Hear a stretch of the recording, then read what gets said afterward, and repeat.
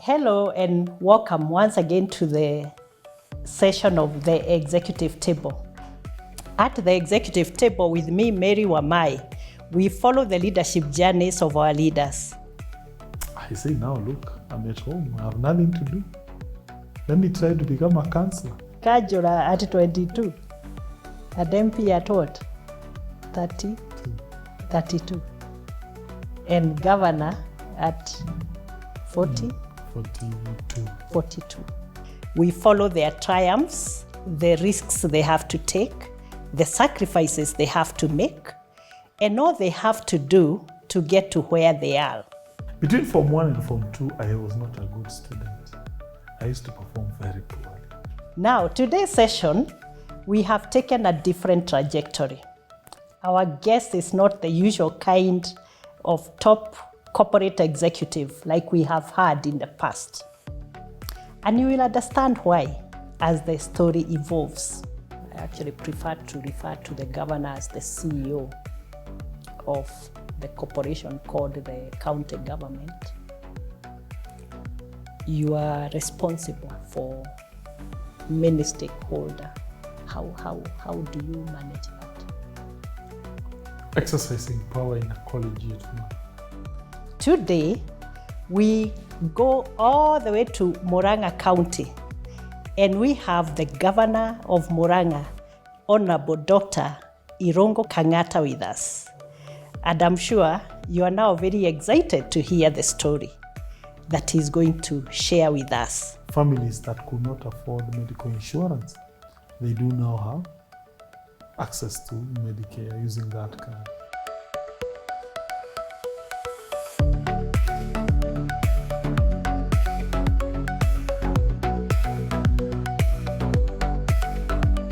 Welcome, Daktari.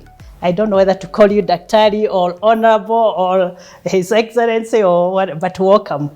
Thank you so much. Yeah, we are glad you're here with us, and thank you for availing your time in your very, very busy schedule. I know you have taken time from your people in Muranga, and we are happy to have you here today.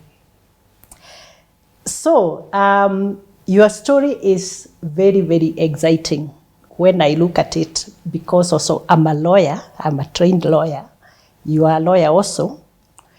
And what is exciting is how you decided to take a different career trajectory in the course of, being a lawyer, and then you decided, oh, okay, I think there's more to it than just being a practicing lawyer. So we'll go into all that.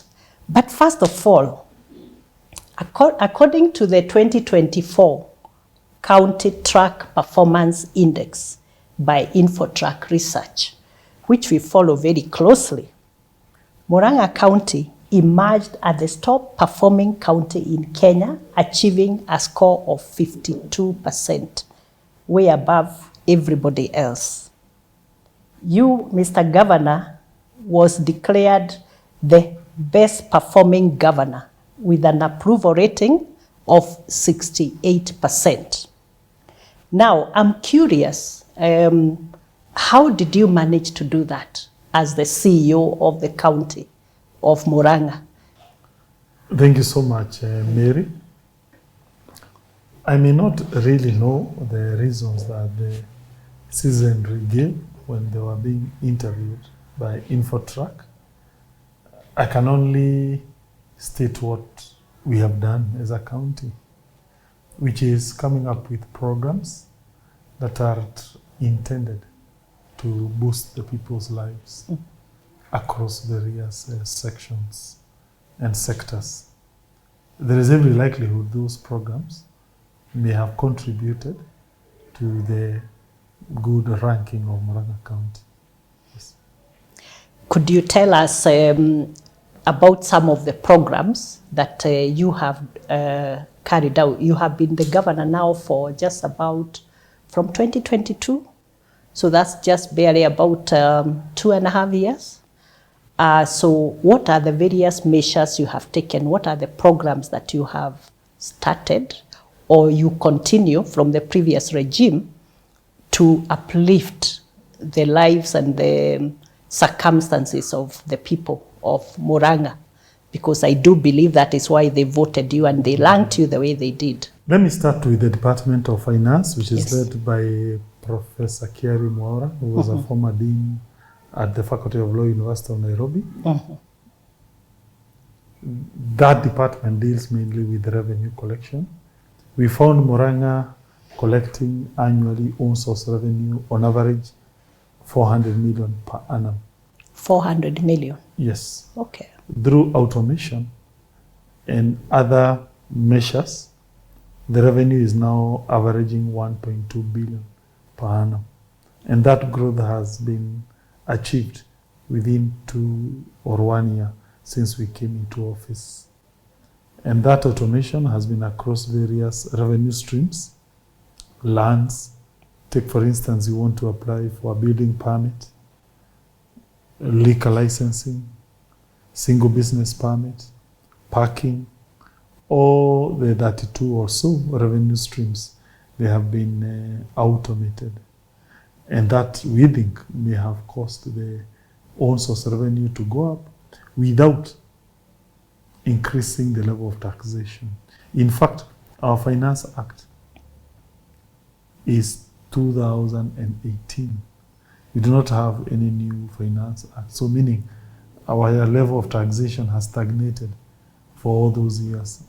In fact, strictly speaking, even 2018, my predecessor did not really increase the rate of revenue. So meaning the taxes that we have in Muranga, they were last adjusted, I think, if I'm not wrong, in 2014 also. So despite our rate of taxation remaining stagnant, we have been able to almost triple our revenues through automation. So when I do a quick calculation, it looks like your revenues have gone up by 3 times, at least 3 times. So, and you are saying it's just by sealing the leakages that were probably happening by automation and use of digital platforms and more enforcement. Is that correct? Because that's really my guess. Yes, it is. Yeah, and more enforcement. So what you're saying is that you did not have to levy higher levies to the people of Muranga for you to achieve a higher collection of the revenues. Yes, it is. Yeah, that's amazing.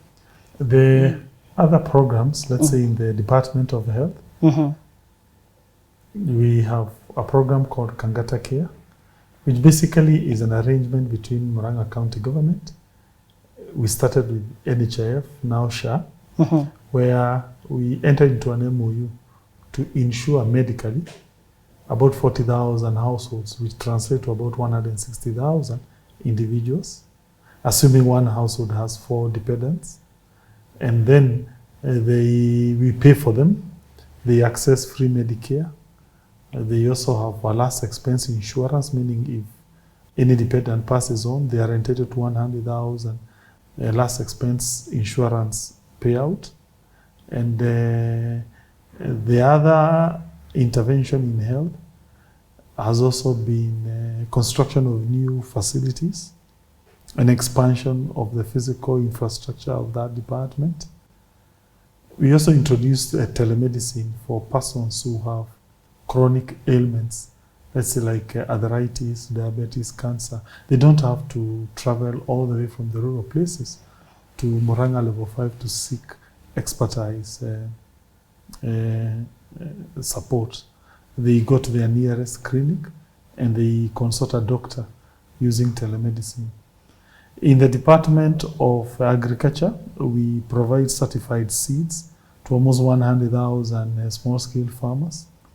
And that has boosted the output of the average maize farmer and given food security in our county, and several other programs.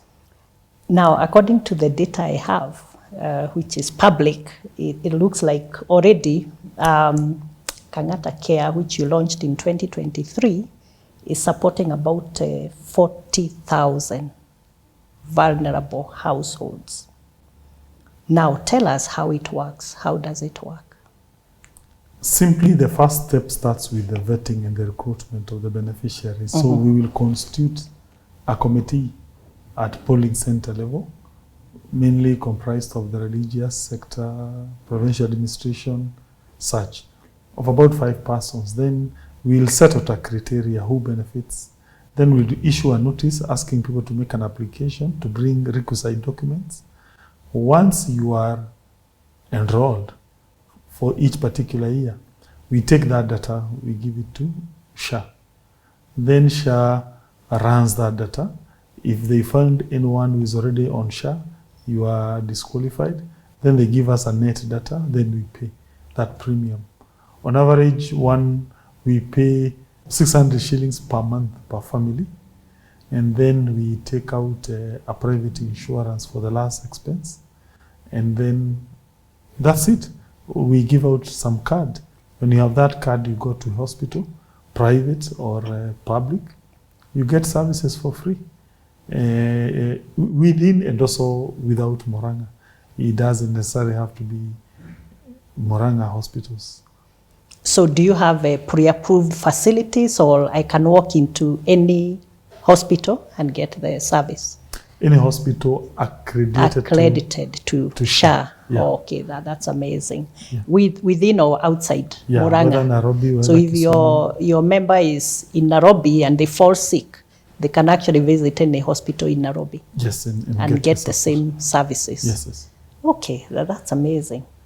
So what has been the impact you have seen of delivering that program? I do believe it's still in the nascent stage, but how can you assess the the benefits or the success so far? And are there areas that you probably still feel it's work in progress that you need to improve based on your experience so far as the governor? We start with the element of sustainability. Mm-hmm.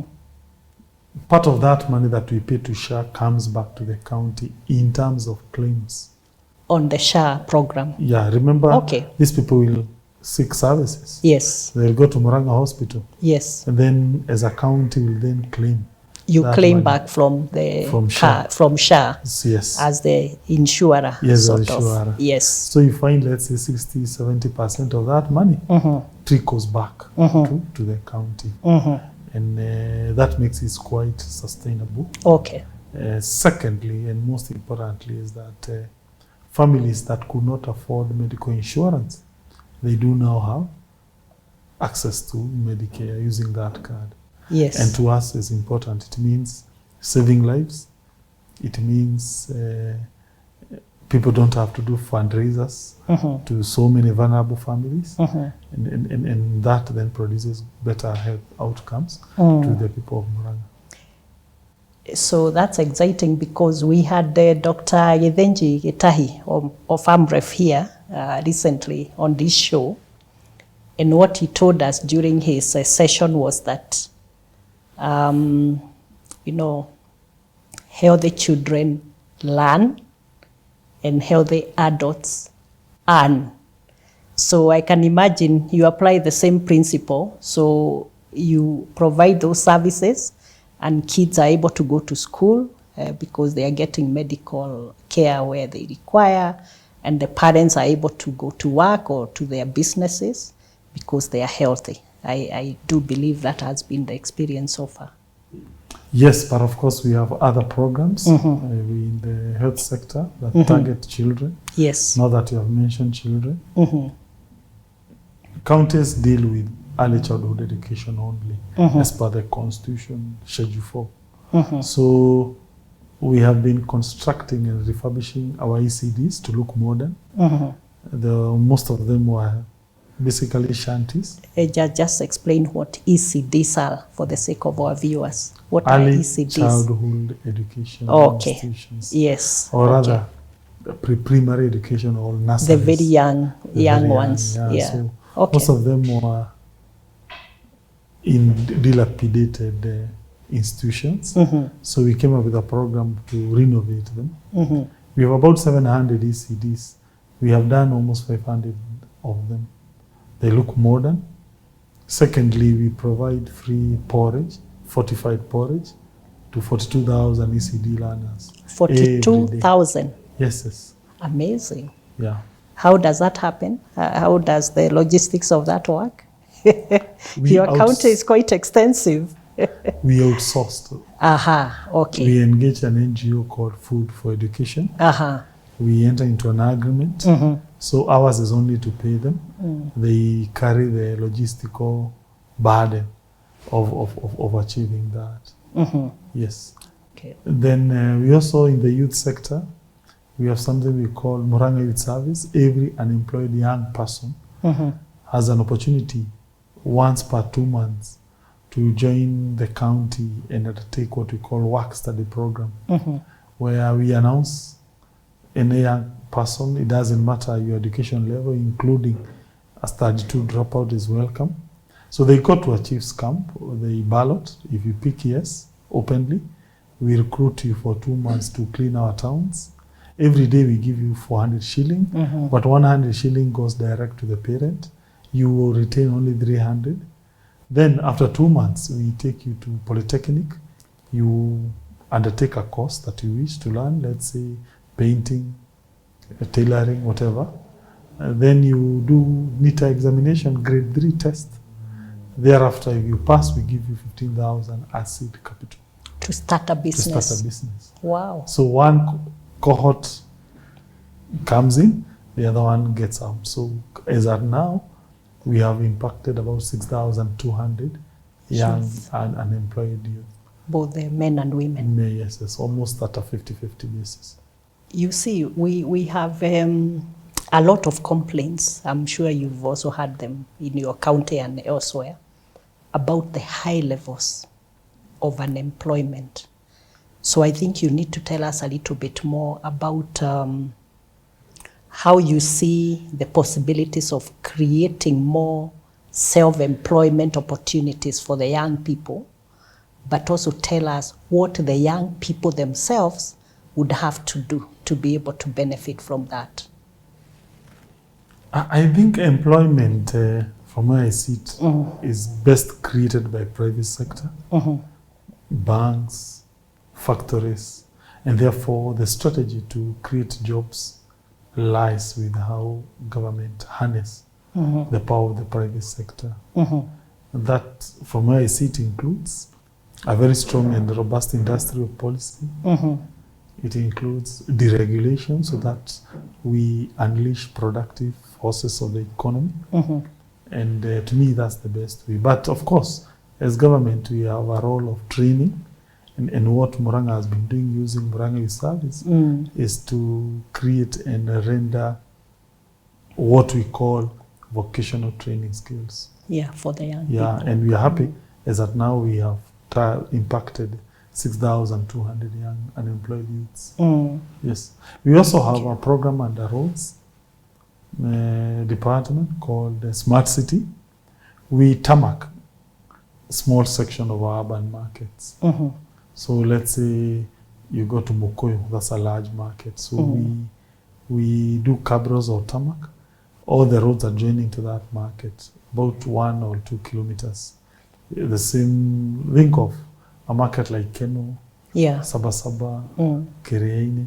So that way, we boost commerce, urban commerce, by creating better infrastructure in our urban towns. So what you're doing is really facilitating the day-to-day income generating activities of the people of the county of Muranga, and also those who come from other counties to trade in the county. Yes. Yeah. Okay, now let's go to agribusiness, because I know here there's also a lot of work that has been done, and you also rated I think agribusiness, your county was rated number 2. Is that so? Yes. After, I think, Trans Nzoia or Homa Bay.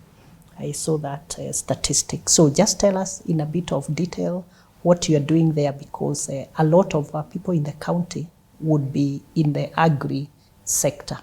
And probably that forms a big part of what drives the economy in Murang'a County. So Muranga is divided in 3 ecological zones. The zone near the forest, we do tea. And Muranga is the largest producer of small-scale tea in the country, and I Really? suspect in the region. I didn't know. Yeah, we are. I thought you were doing better in Nyeri. No. In fact, if you were to Google, you look at that statistics. In 2024, Muranga got 17.8 billion Kenya shillings out of tea. Number two, I had 10 billion. So the gap is large. We have 10 tea factories. I doubt how many you have in Nyeri. I don't know, but I always thought you were doing better than you. Tea is a Muranga thing. We beat every other county in small-scale farming of tea. Yeah. Okay. So, which is positive. Coffee, we are now number 2 in terms of prices. Yeah, the average price that per kg to the farmer. Number 1 is Kirinyaga. Nyeri has better volumes, but in terms of the pricing, I think we are now number 2 as per the latest data that was published after the latest record payments to our farmers. To the farmers. I think we averaged, if I'm not wrong, 136 shillings per kg. That's avocado. Muranga controls a third of avocado production in this country. We are the largest again by a huge margin. Wow. Yeah. And the avocado industry is very robust in Muranga. It is the largest in the country. And then milk and dairy. Here, we compete with Meru, we compete with Kiambu, particularly Githunguri Dairy, fresher. But Murang'a County government came up with a program of giving inputs to dairy farmers. So we have a card called Inua Mkulima, which is given to milk farmers. Sorry, the card is called what? Inua Mkulima. Inua Mkulima. Yeah. Leave to the farmer. Yeah, leave to the farmer. So we preload it with some money. You go to an agrovet. You redeem. Okay, so you pick your inputs from there? Yeah, for free. For free? Yeah. The county will pay? The county will pay. We create an e-wallet where we preload 2,400 shillings per 3 months. Per card? Yeah, per card. So you go to a shop and you redeem your goods. Yeah, so and they are restricted goods. You can only use that credit for that purpose? Yes, for that purpose only. Okay, we have expanded to include some food stuff like rice, unga, but mainly it's for agriculture. For the agriculture, okay. Yeah. Then mango, we entered into an agreement with... Sorry, how many farmers do you have on the Inua Mkulima card right 21,000. 21,000 yes. are benefiting from that service. Yes. Wow. Then you go to mango. Mango is a lower region. There was no cash crop in the lower region. We are talking of places like Idanga, Makuyu. Yes. The warm part of Muranga. Yeah. So we thought the only thing we could maneuver and get a market was mango. So we looked for juice processors. We found one called Kevian. Kevian is in Thika. He is the producer of a famous brand called Pick and Peel. Pick and Peel. Yeah. I'm their customer. Mr. Kimani Rugendo. Yes, I know them. So I told Rugendo, why can't you give me an MOU and you give me a guaranteed price? So he gave me of 18 bob per kg of mango. Before they were earning 3 bob per kg. So the price shot from 3 to 18. We went to Sane Mango. They are in Murang'a County. They gave us a similar price of about 18 bob per kg. We went to VATS in Machakos. They gave us 24 shillings per kg. We went to Kate. They have now come into place. They are doing export. They are giving us at 30 bob per kg. So again, you can see the farmer earning shot up. We have also engaged Premier Foods. They have given us, I think, 18 bob per kg of mango. Okay. Yeah. That's amazing. So let me explain the logic. Yeah, just go ahead. Yeah. Murang'a County does not believe in governments doing business. So we said we will not establish a factory. Yes. Because it will increase the higher chances of mismanagement. It's not our specialty. Yeah. So the logic was, why can't you go and find established juice processors, yeah, who can uptake our mangoes? So the only thing we do is to mobilize, aggregate, and take our mangoes to them. And that has been positive. The same logic is also in maize. We have entered into an agreement with Joy Millers Kafagara, where we take output of maize at 3,500 per k for 90 kg of bag. That has cost our farmers earnings to rise from 2,200 per 90 kg bag to about now 4,000, because competitors now decided also to increase the money they pay to the farm. Yeah. It's this common principle in strategy, that strategy for a leader is not just about the right thing, what to do. It's more about what not to do. And it looks like you have actually followed that principle in your county and said, as the government, let us specialize in mobilization and probably education. Let the investors who have invested in factories, whether it's milling or production, value addition, juice production and all, let them do their business. And it looks like it's working. Yes, because most manufacturers in this country, one of their greatest concern is lack of inputs. Yes. So we come in there. And you're able to aggregate very quickly for them because you are dealing with the masses. Yes. So what you're doing is the market linkages. You are telling the farmers, you produce quality seeds, and then we'll help you to connect you to the market. Yeah. To, pick and peel and Joy Millers and everybody else. I'm sure you have quite a long list of partners. Yes. And you use partnerships to complete the whole chain. Yes, it's the same logic. That's amazing. And at very little cost to you. Very little. Yeah, because you don't need to do the capital investment in factories. You use the existing infrastructure, whether within the town or the county or within other places. Yeah. That's amazing.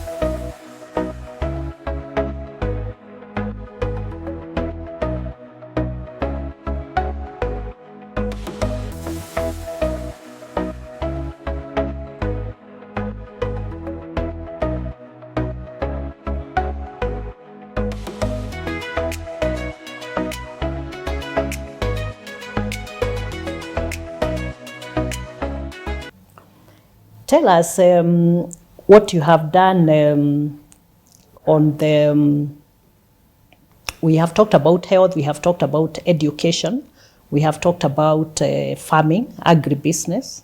So what is the other big project you have done since 2022? Okay, maybe... I saw you have also constructed some new hospitals. Yes. And health centers. What's the logic behind that? United Nations every year they publish a list called Human Development Index. Uh-huh. Yeah, they rank countries. The best country in terms of human development. Yes. And the least country in terms of that index. And the most marker of a good country in terms of life, about whatever that ranking, is life expectancy. For how long does people on average in a country live? Yes. I think the best countries according to that index tends to be the Nordic countries of Norway. Oh, Norway. And those countries of Switzerland. Yes. And Sweden. And Sweden. So on average there people live 85 years. I thought it was the Japanese. They were saying also the Japanese live very long. Yes, they do, but you see now when you add talking of other measurements. Yes. I think there is life expectancy, there's some other two measures. So it's a matrix. It is a matrix. Okay. But the largest share of that matrix is life expectancy. Is life expectancy. And definitely life expectancy is conjoined with investments of the government in healthcare. You find one of the reasons why United States that is poor in that index is its underinvestment in healthcare. So the point is, if you want better outcomes for your people, is to invest more in healthcare. Now, healthcare investments. WHO, World Health Organization, has said there should be one medical facility per how many? Per every 5,000 people.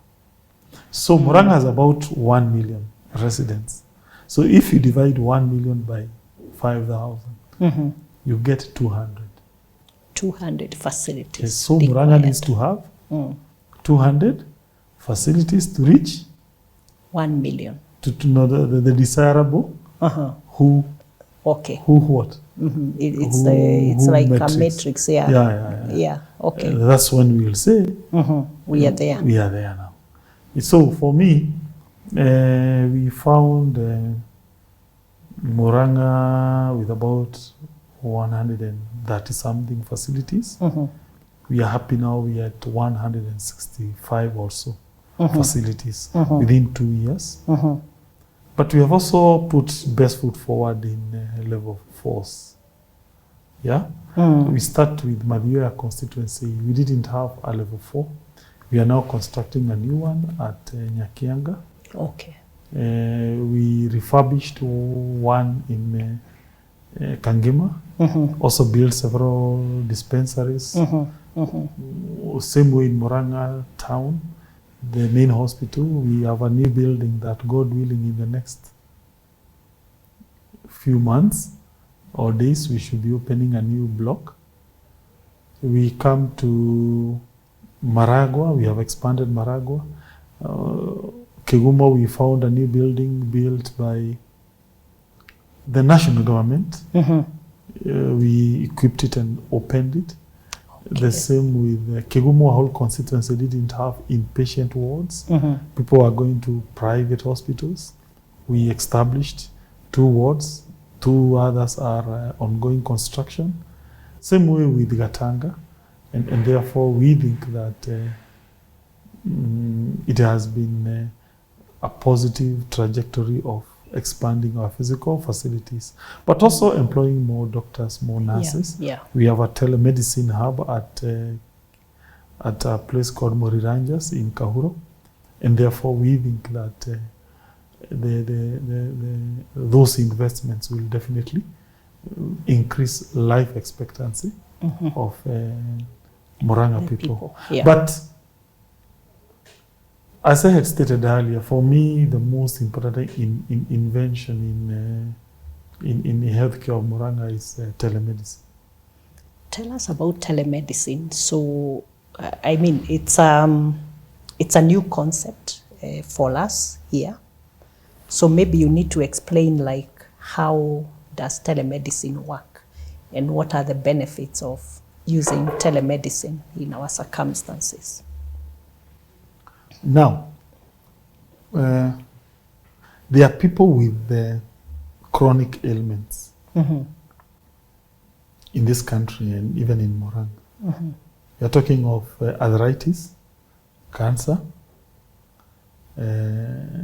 diabetes, hypertension, such. These mainly impact the elderly more. So when people get those diseases, they require refills, may often at monthly or bi-monthly. The refill of medication, because they have to take medication throughout their life. Yes. Yeah. So where do they get that medicine from?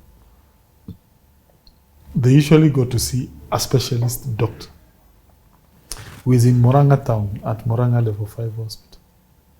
Imagine you are in Tudu. Tudu is a village near the Barbadeas.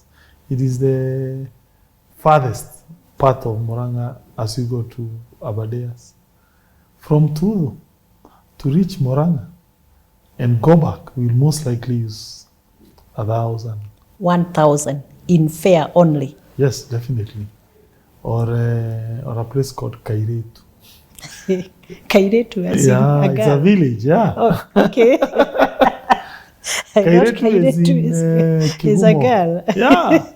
Kairetu is a village in Kegumo. In Kegumo. Okay. Near Abadeas. I've never heard of that one. Yeah. I should come and visit. I see this beautiful girl. Kiarutara. Kiarutara is also near. The Abadeas on the Gatanga side. Or you go to Kitune. Kitune is, as you can hear, that's a company. Wow. Of a village near Muranga Machakos border, now on the lower on the side of Kilimambogo, or where? Those regions. Yeah, yeah. You see on your way to Nyeri, you see a place called Kambiti. Yes, yes. Now those regions. Wow, wow. So a person from Kitune or another village called Glelia. Glelia is right next to Machakos. So Machakos County. They are very far. They are very far. From town where the level 4 is. Yes. Where they should be accessing their medication. And it's costly. Yes. I also know, because I'm actually now drawing a parallel with banking services, that for this person to go to Muranga, they also have to leave their farm, or they have to close their business for the day, because it will take the whole day maybe. So there's also the opportunity cost of earning an income that day. So that's what you are telling us. Yes. Yeah. So what have you done about that? Put internet in all medical facilities. Wow. Then we have a software program called Afya.ke. Afya.ke. Which is a health information management system, which has a video call functionality.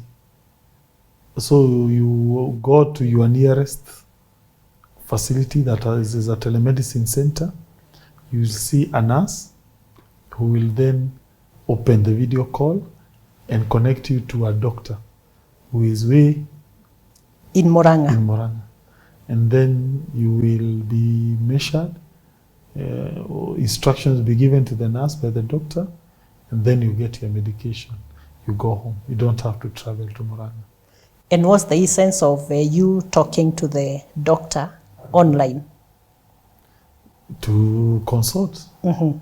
Find out how you are you having any challenges? Yes. So it's just like a face-to-face it's not visit, but without the logistical costs and time costs. Yes. Wow, that's amazing. Yeah. So how many of your people of Muranga are on this program, the telemedicine?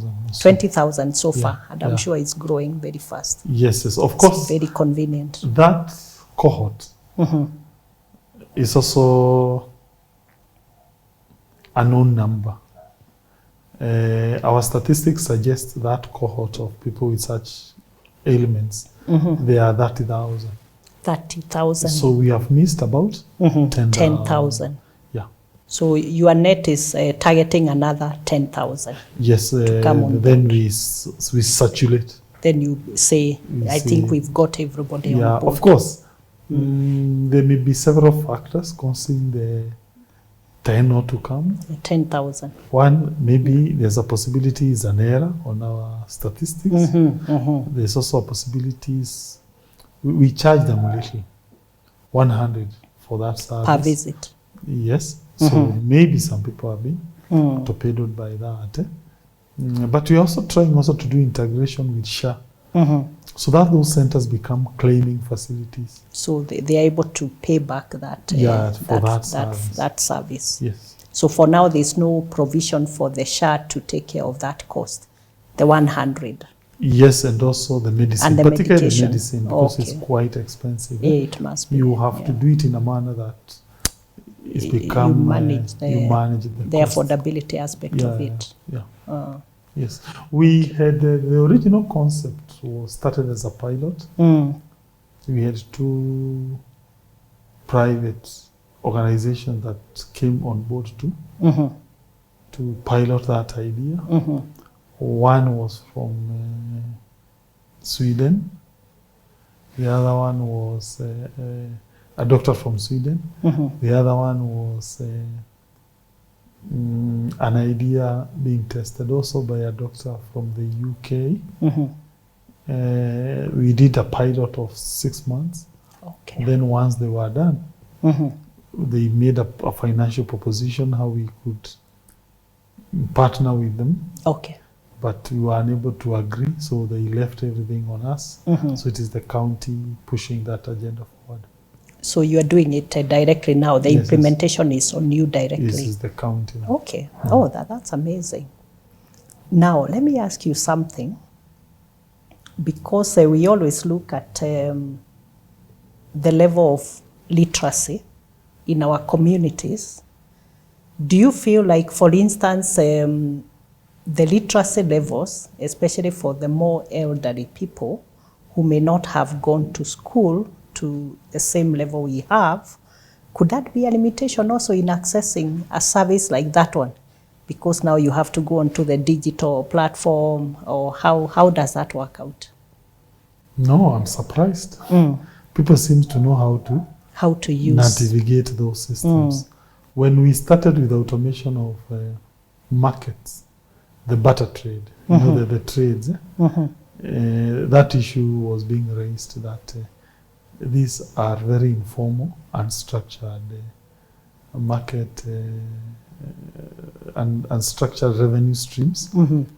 How would you handle a woman coming with 2 mandizis wanting to pay 20 bob? Yeah. Yet you need 100. So not yet.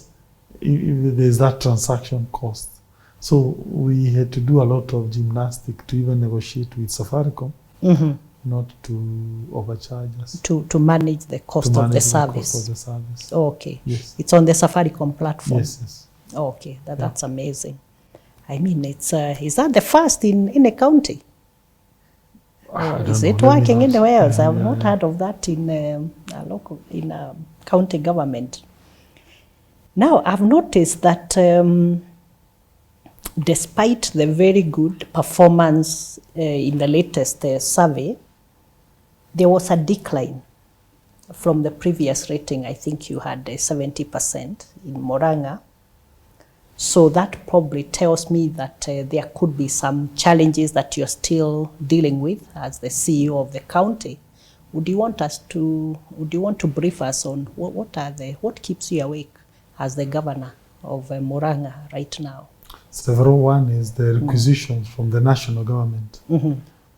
National government exchequer release, they constitute about 85% of our total budget. So if there's delay, it means I will not be able to pay my employees. That's an issue. 2, at times we have some tussles with the control budget who must approve our requisitions. So that brings an issue. Currently, we have a program called Inua Masomo where we pay for our day scholars if you do well in day school. And and also some poor orphans that we educate in our boarding schools called Nyota Yetu. That requisition has not been approved. So we are struggling in that level, and we hope it's something that will be sorted. Thirdly, Muranga being highly automated, we expose ourselves to the risks associated with automation. That includes cyber security. There was a time 2 of our systems were under attack, and in fact the investigations are still ongoing on. We are even in talks with the German authorities where our systems have been domiciled. So, and also downtimes that are always there in systems. The most painful one is the one for hospital, because Muranga people don't have physical card. Yes. And when you have a downtime in the hospital, you're practically meaning you can't treat patients.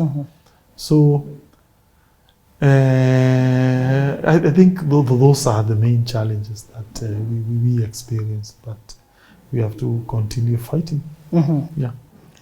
Okay, there has been a lot of talk about corruption and mismanagement of resources, especially at the county government level. So would you say that that's an issue for you? Everywhere that's an issue, and definitely we have to think how to solve those issues. But we thank God that with automation, that has tended to decrease to a certain extent, but definitely not eliminated 100%. 100%. You still have incidences and here and there. Okay. But I'm sure as the governor, you are taking steps to Yes, to deal with definitely. We at times have to take disciplinary action against some of our colleagues, though it's a very unfortunate situation. We wouldn't prefer to take disciplinary action against any of our colleagues. Yes. Okay. Now let's come to the more exciting one. And I have seen somewhere that you are planning an investment conference for Murang'a County in June. So tell us about what is the investment conference all about, what are the objectives of the conference, and who is supposed to benefit from that conference. Just take us through the details. The idea of an investment conference is based on the idea that what drives society forward is private capital, not public investments per se. Take an example of Nairobi CBD. Out of 100% buildings that are there, how many are owned by government? Give or take 5%. Very few. So that then means 95% of all those good buildings you see there, they were done through Private investment. Private investment. Once you have that understanding that the society moves forward through private capital, then you now start understanding the rationale of a conference. That all those people who came here in Nairobi and built all these buildings, they needed to be mobilized. They needed to understand, have some value proposition. And that is what a conference does. And based on that logic, we therefore decided to hold the first inaugural investment conference on the 13th and 14th of June 2025 at the Greens, starting at about 8-9 a.m. And what are we selling? Basically, we are selling, or rather intending to lease out land. We have 7 pieces of land that we think investors can consider. 1,300 acres that were ceded back to the county by Del Monte, strategically placed near Thika town. 500 has been taken up as an EPZA. 800 we want to register them as a special economic zone, which then means there will be some tax benefits under national laws. 2, we call landfill, the only landfill in this country. Yeah, and even in this region. We want to have strategic investor to come and manage it. Number 3, We have a milk factory. Number 4, we have Marira Farm, 93 acres. Number 5, County Industrial and Aggregation Park Cape, near Kabati, about 29 acres. We also have several pieces of land across the county. We are leveraging for small industries. And those are the opportunities that we will basically be leveraging when people come. If you want to know more information, you just go to www.muranga.go.ke. You click on that website, you will see all those opportunities. If you want to come in as a delegate, you pay 10,000 through that platform. As a VIP, 30,000. As a sponsor, we have several categories, starting with title sponsor of 25 million up to bronze sponsor of 1 million. Yeah, so God willing, the most important prize is that of that land at Del Monte. We want to make it an industrial town, and any investor out there interested in having an industrial town, that is the place to be. So what you are saying and what I'm understanding is that the county government has all these resources in terms of land that it is not utilizing. And what you're saying, we want to partner with private sector or private investors to utilize that land for the benefit of the investor and also for the benefit of the people of Muranga through the revenues generated, employment created and all that. Is that what I'm hearing? Yes, no country in this world has ever developed without industries. Mm-hmm. And even the recently developed countries, they had a robust industrialization policy. Take, for instance, Vietnam is one of the newly industrialized countries, but it draws its industries from foreign investors. Like Samsung, I think employs 160,000 people in Vietnam. Look at India. It's growing per annum GDP growth, that is gross domestic product, which is a measure of how an economy is performing per annum. It's about 7%. Look at Bangladesh. It has, there was a time, in fact, about 20 years ago, Bangladesh was poorer than Kenya. But currently, it has a huge wealth gap with Kenya, mainly on the basis of apparel manufacturing industries. And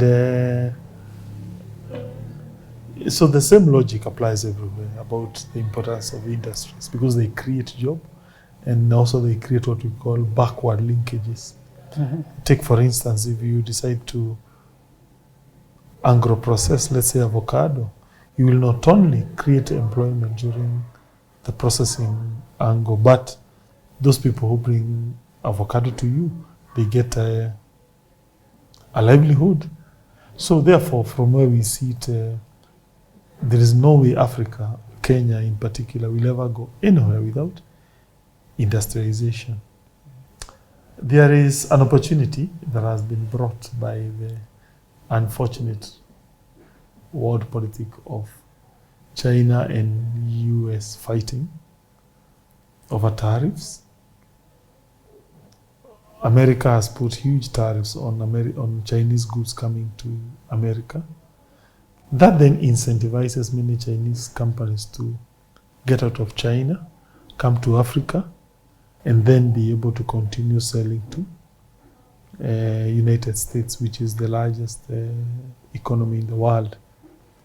And therefore, we need to open up our space to these potential Chinese companies, which will not only come and help us, but also give technology transfer to our local entities.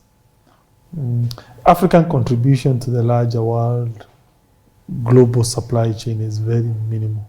If I'm not wrong, it is estimated to be about 2% of the global trade. And therefore, as strategic as a country is our agenda to increase that volume. And we improve what we call GDP per capita. Yeah, that is the wealth, the total value of goods and services produced by any country. You divide that by the number of population, by the population. Kenya GDP per capita, if I'm not wrong, is about 2,400 USD, which is a lower middle income country. So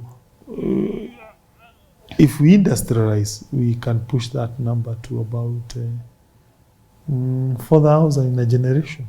If we achieve that, let's say in the next 10 years, then we will definitely be on a positive trajectory. And Muranga is positioning itself as an industrial hub where people will come and bring factories. That's the logic of it. Wow, it makes a lot of sense. And I think you're also privileged because of your proximity to Nairobi, the capital, local markets, and of course the infrastructure that is coming up that makes a movement of goods and services actually much faster wherever you are looking at throughout the country. Do you have any numbers for employment creation that you are targeting as a result of all these initiatives, if they come to pass? Like, how many jobs does the county think can be created realistically? 1 acre of land,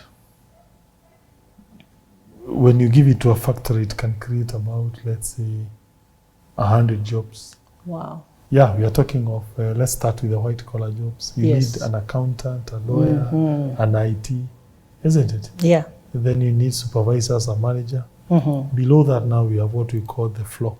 The floor workers. Or the floor work. And the casual laborers. Yeah, the people who now do the actual. So when you have about 1 acre, you can give or take about 50 jobs.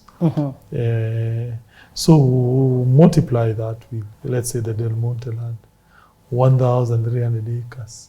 Okay, there'll be some which will be public facilities. So exclude that, and you say you have a net industrial area of about, let's say, 1,000. So 1,000 times 100. 100. That comes to, it is 100,000. 100,000. Yes. Which is so good. Potentially, you can create. And that's just one of the projects. One of the projects can create 100,000. And you don't need to go far than to go to Kitengela. Yes. Isn't it? You have the EPZ. The EPZ zone, yeah. Look at how that town has been built and supported by. And those are direct jobs, 100,000. What about indirect jobs? These people need a place to sleep. They'll need food. They'll need banks. Yeah. So what does that tell you? They might create one direct job. Creates how many indirect jobs? Let's say 4. 4 to 5. Yeah. 4 to 5. Isn't it? Yes. Because you need the Buddha, transport, all that. So 100,000 jobs times 5, that will be 500 at the basic minimum. At the basic minimum. Per facility. Yeah. Wow, that's amazing. Now, for you to do the EPZ and the special economic zone, I'm aware you have to have some licenses or approvals, at least from the main central government. So how is that going?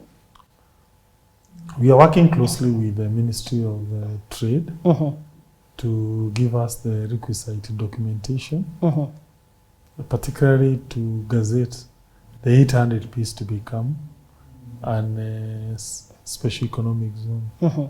The 500 is already gazetted. The EPZ. The construction is ongoing. I think, God willing, by, let's say, September, the sheds should be ready. Oh. But there's a lot of work that needs to be done. You need water, roads, internet. That is something we have to think a little bit deeper, how that will be achieved. Yes. So what's the plan about the infrastructure, for instance, the roads? So are you using the same concept and saying it's not for the government to develop the infrastructure? So what's your thinking? Two-pronged approach. You're also outsourcing that? Two-pronged approach. We push the national government to put that infrastructure. But also, if we can get a private entity that can put its money, the better. You do what? Toll PPP. roads or what? Toll infrastructure. Yeah, you toll. Sort of, yeah. Yeah, you toll. You enter into a joint venture. Then you be tolling anyone, let's say, putting water or something. Yeah. Okay. What you're saying is that you want to change the face of Muranga completely. Because for me, knowing Muranga as it is now, if those projects, the way you have explained them, go through, it will give Muranga a completely new face. That's the way I'm seeing it. Definitely. Definitely. Oh, that's In amazing. short, we'll be moving Thika from Thika to Muranga. So who are you modeling yourself with? In terms of? In terms of that whole setup, who do you want to look like when you grow up, when it's all done? Do you have any place you have modeled yourself against who have done that extremely well? Yes, there are many leaders whom I get inspiration from. Let me start with where? Let me start with China. Deng Xiaoping. He is the leader who transformed China from a poor country to a rich country in a generation. I think he became the preeminent Chinese leader in 1978. And by 1990, the country was on a positive trajectory. And then now you can see China is a superpower. Look at Lin Kuan Yew of Singapore. I'm sure I've read his book called From Third World to a First World. Yes. Yeah. Then that leader is Clement Attlee. He was a prime minister of post-war British. Some of his ideas, they remain up to date, particularly the National Hospital, National Health Service. In America, FDR, Roosevelt, between 1933 to 1945.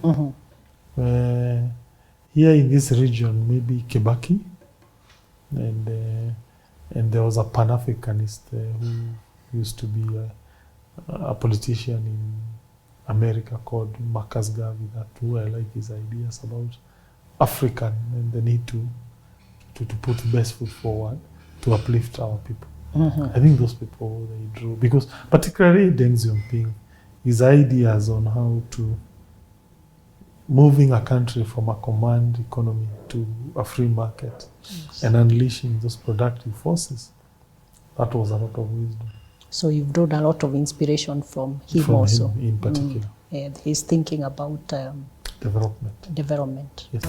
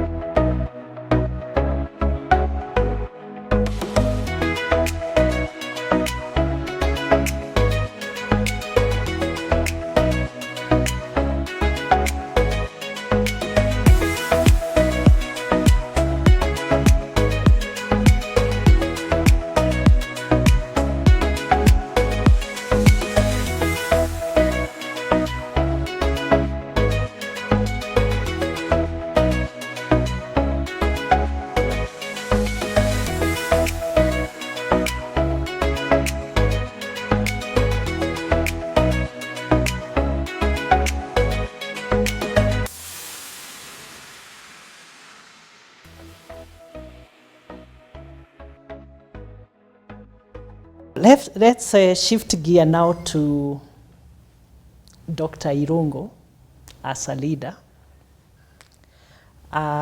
In the executive table, we follow the leadership journey from where you started to where you are right now and take the lessons that we can learn from you, because what we want to do is for us to learn from you.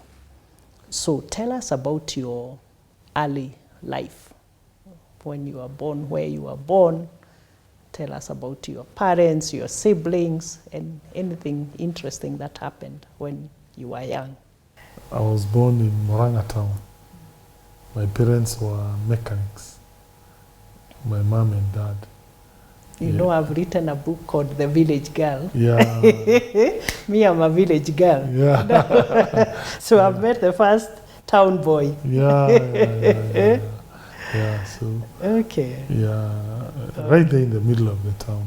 So they were both mechanics? Yes, they were both Mom mechanics. and dad? Yes, they were mechanics. And Okay. Juakali people. You see the Juakali people? Juakali, now you need to explain exactly what they were doing. Okay. My father was more into mechanical aspect of it. That is welding vehicles with gas. You see gas welding? Eh? Yes. He would also, there were also mechanics who do motor vehicle repair. At a certain point, we also started doing servicing of motor vehicles, changing filters, such. My mother was a metal fabricator. Your mom? Yes. Those days? Yes. Interesting. Meaning you want to do a window, door, you know, anything metal, you want it welded, she would do that. So even for houses? Yes. Yes, you see, like, let's say, the metal grills, even in our houses, we have the metal grills. Yeah. She used to do that? Yeah, she used to do that. Amazing. In fact, at a certain time in my parents' life trajectory, my father became sick, and my mother literally took over that business of the mechanic, the metal fabrication. That was her specialty. Yeah, customers, schools coming to ask, I want an order to do metals. Yes. Yeah, and then she was a metal fabricator. Of course, at a certain time now, she was more into managerial.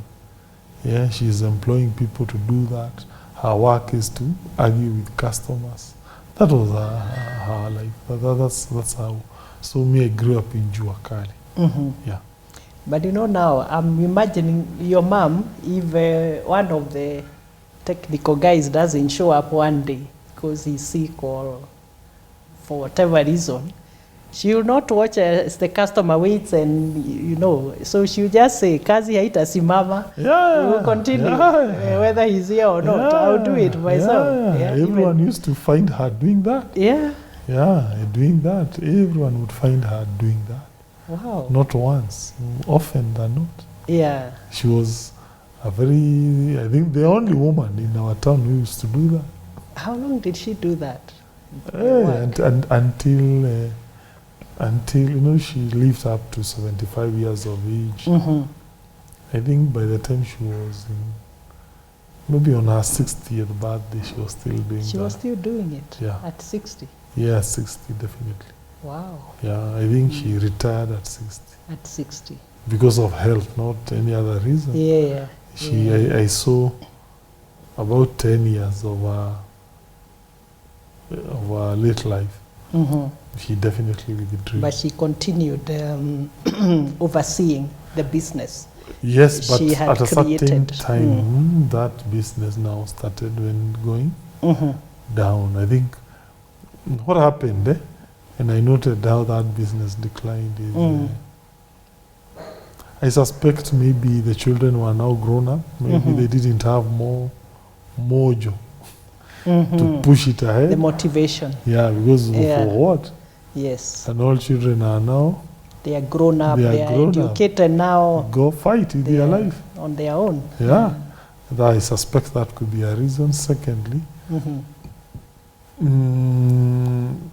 I suspect the second reason was new technologies came in. Yeah. I recall these days, if I'm not wrong, people do metal fabrication at a customer's premises. The customer doesn't have to come to your garage or your yard. You go to the site. To the site, you fabricate, you go. That shift came, which somehow made my family metal fabrication business somehow becoming redundant because of a market shift. Yes. Okay. Yeah. So how many are you? Do you have any siblings or people you are born with, brothers, sisters? 8. You are 8? Yes, but 2 passed on. Okay, so Yeah. 6 alive right Yeah, now. yeah. So none of you, of course, you did not get any interest in that business. Yeah. None of your other siblings wanted to carry on that business.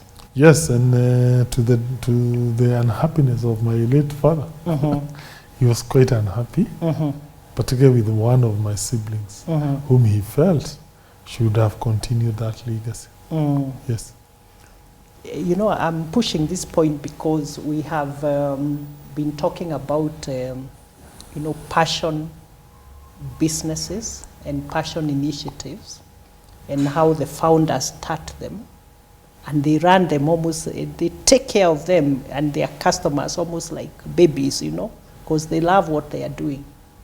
But over time, it becomes very difficult, to hand over those businesses to other people. So could it be what happened in this particular case, your parents' business? The kids never came up to sort of take it over, take it to the next level of technology, new business models and all that. Definitely. Yeah. Definitely. It's very common. Yeah, definitely. Yeah. Because, that business is very old. My father came to Murang'a town in 1958. Wow. Yeah, Yes. from the rural area. Where were they originally from? Kahuhia girls. Kahuhia. See, they are Still in Kahuhia. Murang'a County. Yeah. My mother is from Kangima, but married in Kahuhia. Yes. So you'd imagine 1958. Then he went briefly to Nakuru, then he came back to Murang'a. Then he started that business as an apprentice. Then later on, he established it. It was among the first ones, that kind of business. 1975, I was not even born. PC Nyachai came to Murang'a. He was the PC of Central. He was the provincial commissioner under the old system. Of the old system. Of Central Province. Yes. So he came and he found a DC was called, my mother tells me it was called Babu or something. So he finds Babu and the Babu tells him, okay, what is there for me to look at Murang'a?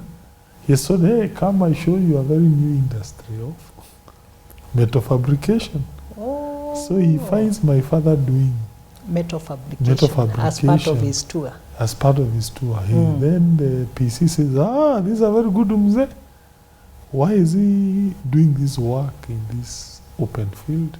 Why can't you give him land? That's how my father was given land that is almost 1 acre in the middle of Murang'a town. Wow. Yeah. Then when he was given that land by the town council, then under the instruction of PC Nyachai, then later on my mother, who was a maneuverist, she maneuvered to get a lease of that land. So she even got the title? Yeah. Wow. Now in middle 80s. That's how now we found ourselves living in that middle of the town. She was an astute businesswoman. Yeah, she was. And she knew what to do. She was a maneuverist. Yeah, because with the title you can do the investments that you need, whether it's a building or whatever. You have more predictability on the location. Yes. Yeah. So that's what happened. And We found ourselves in the middle of that town, in that Juakali now region. owning that particular that particular land. Okay. Then but then at the tail end of their lives, the business then went down. Okay, tell us about your school days. Okay, I then joined Murang'a Township. Then it was called Murang'a Township. Primary school. Primary school. That's about how many meters from my house, our house? 400 or 600, not far, very near. So now it is called Viduramji. Viduramji. Viduramji. Renamed after, it used to be an Asian school those days of colonialism. So one Asian who studied there later became a very rich person. They are the owners of the largest mall in Westland is called? The village market? No. Or Sarit? Sarit Center. Sarit Center? The owners of Sarit Center. And yeah. So they were originally from Muranga.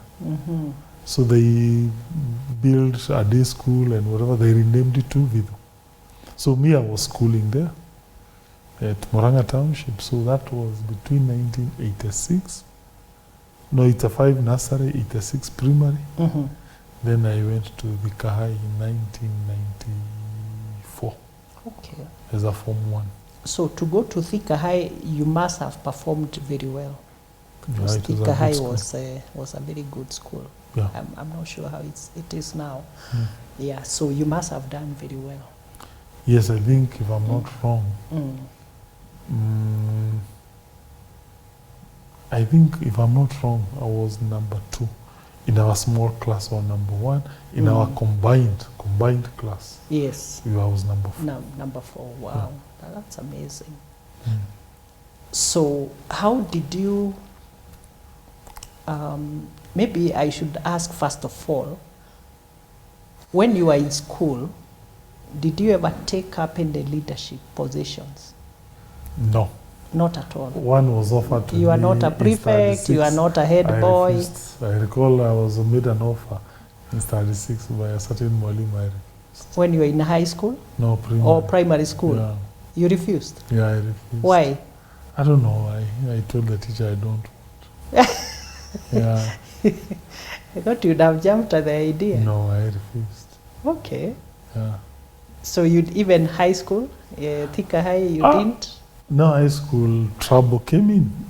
What happened? I think that's where the political bug came in. During our time when we were growing up, that was the time when multipartyism was coming into force. Around 1980. 92. 92.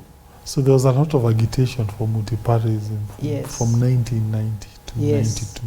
It actually, I think, started around 88. 88. Yeah, but the peak was around 92. 92. Yes. So the leader of that movement was Matiba. Yes. No, Matiba was my neighbor in the rural area. He's from Kahu here. 2, he was our 2 or 3 times MP. And, MP for Keharu. For Keharu. I still remember. So, Matiba was like a demigod.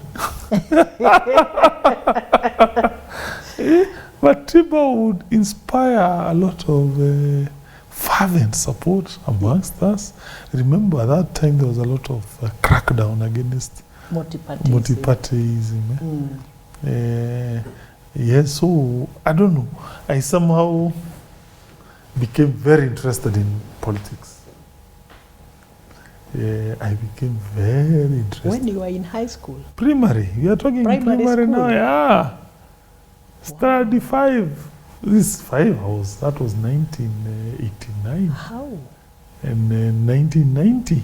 So me, I would go and read newspapers. When I'm going to school, I would always look, what does the newspaper say? Yeah? Those times I was an avid reader of Taifa Leo. Kina Kibogo ya Kujibu, Juha Kalulu. Those are things I used to follow very strongly. And now explain what Juha Kalulu was. Juakaru was a cartoon. For the young ones who have no idea. Some people here have no idea what Juakaru is. Juakaru was a cartoon. It was a cartoon, coming every day. Was every day? Yeah. And a lot of satire, especially on political happenings, right? Yeah. So I used to follow that. Now remember that time when the agitation started, we were only listening to BBC because KBC was biased. So I would go to our town. There was a place called City Radio where the guy there was repairing radio. A shop. A shop. But he would tune to BBC.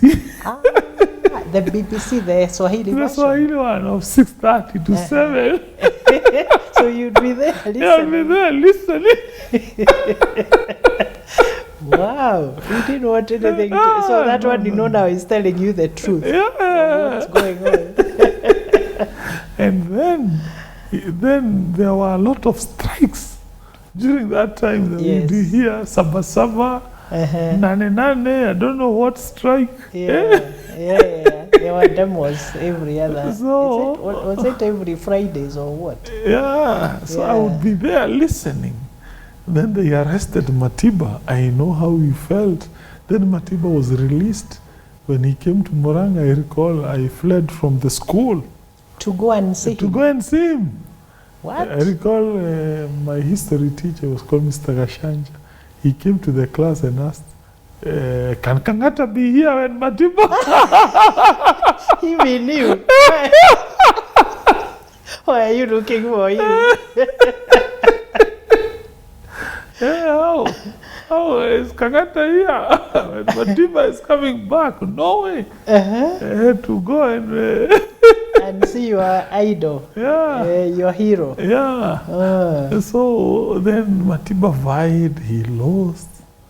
Those are things I followed religiously. Very closely. Very closely. I would always, and then I would join, you see those kamukunjis, where people aggregate. And just discuss topical issues I would always and events. Listening to those adult discussion on political. They didn't chase you away? Once in a blue moon, I recall they would. Listening to adult stuff. Adult stuff, but I would still come back. And so I grew in such kind of an environment. So it also means that your awareness of political happenings, the environment, news and all that started very early, at a very early age, right? Yes. And do you think that shaped your career trajectory in the later years, in a way, in a big way? Definitely. Yes. So anyway, you still passed, and you joined the law school. You went to do law, right? Yes, but now the problem came in high school, because that's where I now started actioning politics a little bit more. In school? Yeah. And you are in boarding school? Yes, Thika High. Yes. So I would see a problem and I would write anonymous letter to the complaint. You are really a troublemaker. I said, no, this thing is not... It's not right. It's not right. It's not fair. It's not Can you imagine those letters? Many, like 100. But then I would sneak them below the principal's office. office. How did you disguise your handwriting? And I used to call myself Kiboro. Kivoro? Kivoro was the Nation Media CEO that time. So this and is he's now Kivoro. the chair. Because of my avid liking of newspapers, so I had picked the name. Yes. Kiboro. He was the CEO of Nation that time. So this is Kiboro. Address these issues. And then one day, the principal decoded. How did he find out? In a very funny manner. I was given a punishment by a prefect. Yes. I went to the deputy to complain Uh-huh. against The punishment meted out by the prefect. prefect. Uh-huh. Then the deputy told me, you have a complaint. Good. Can you write down? You forgot. Keforo has written seven.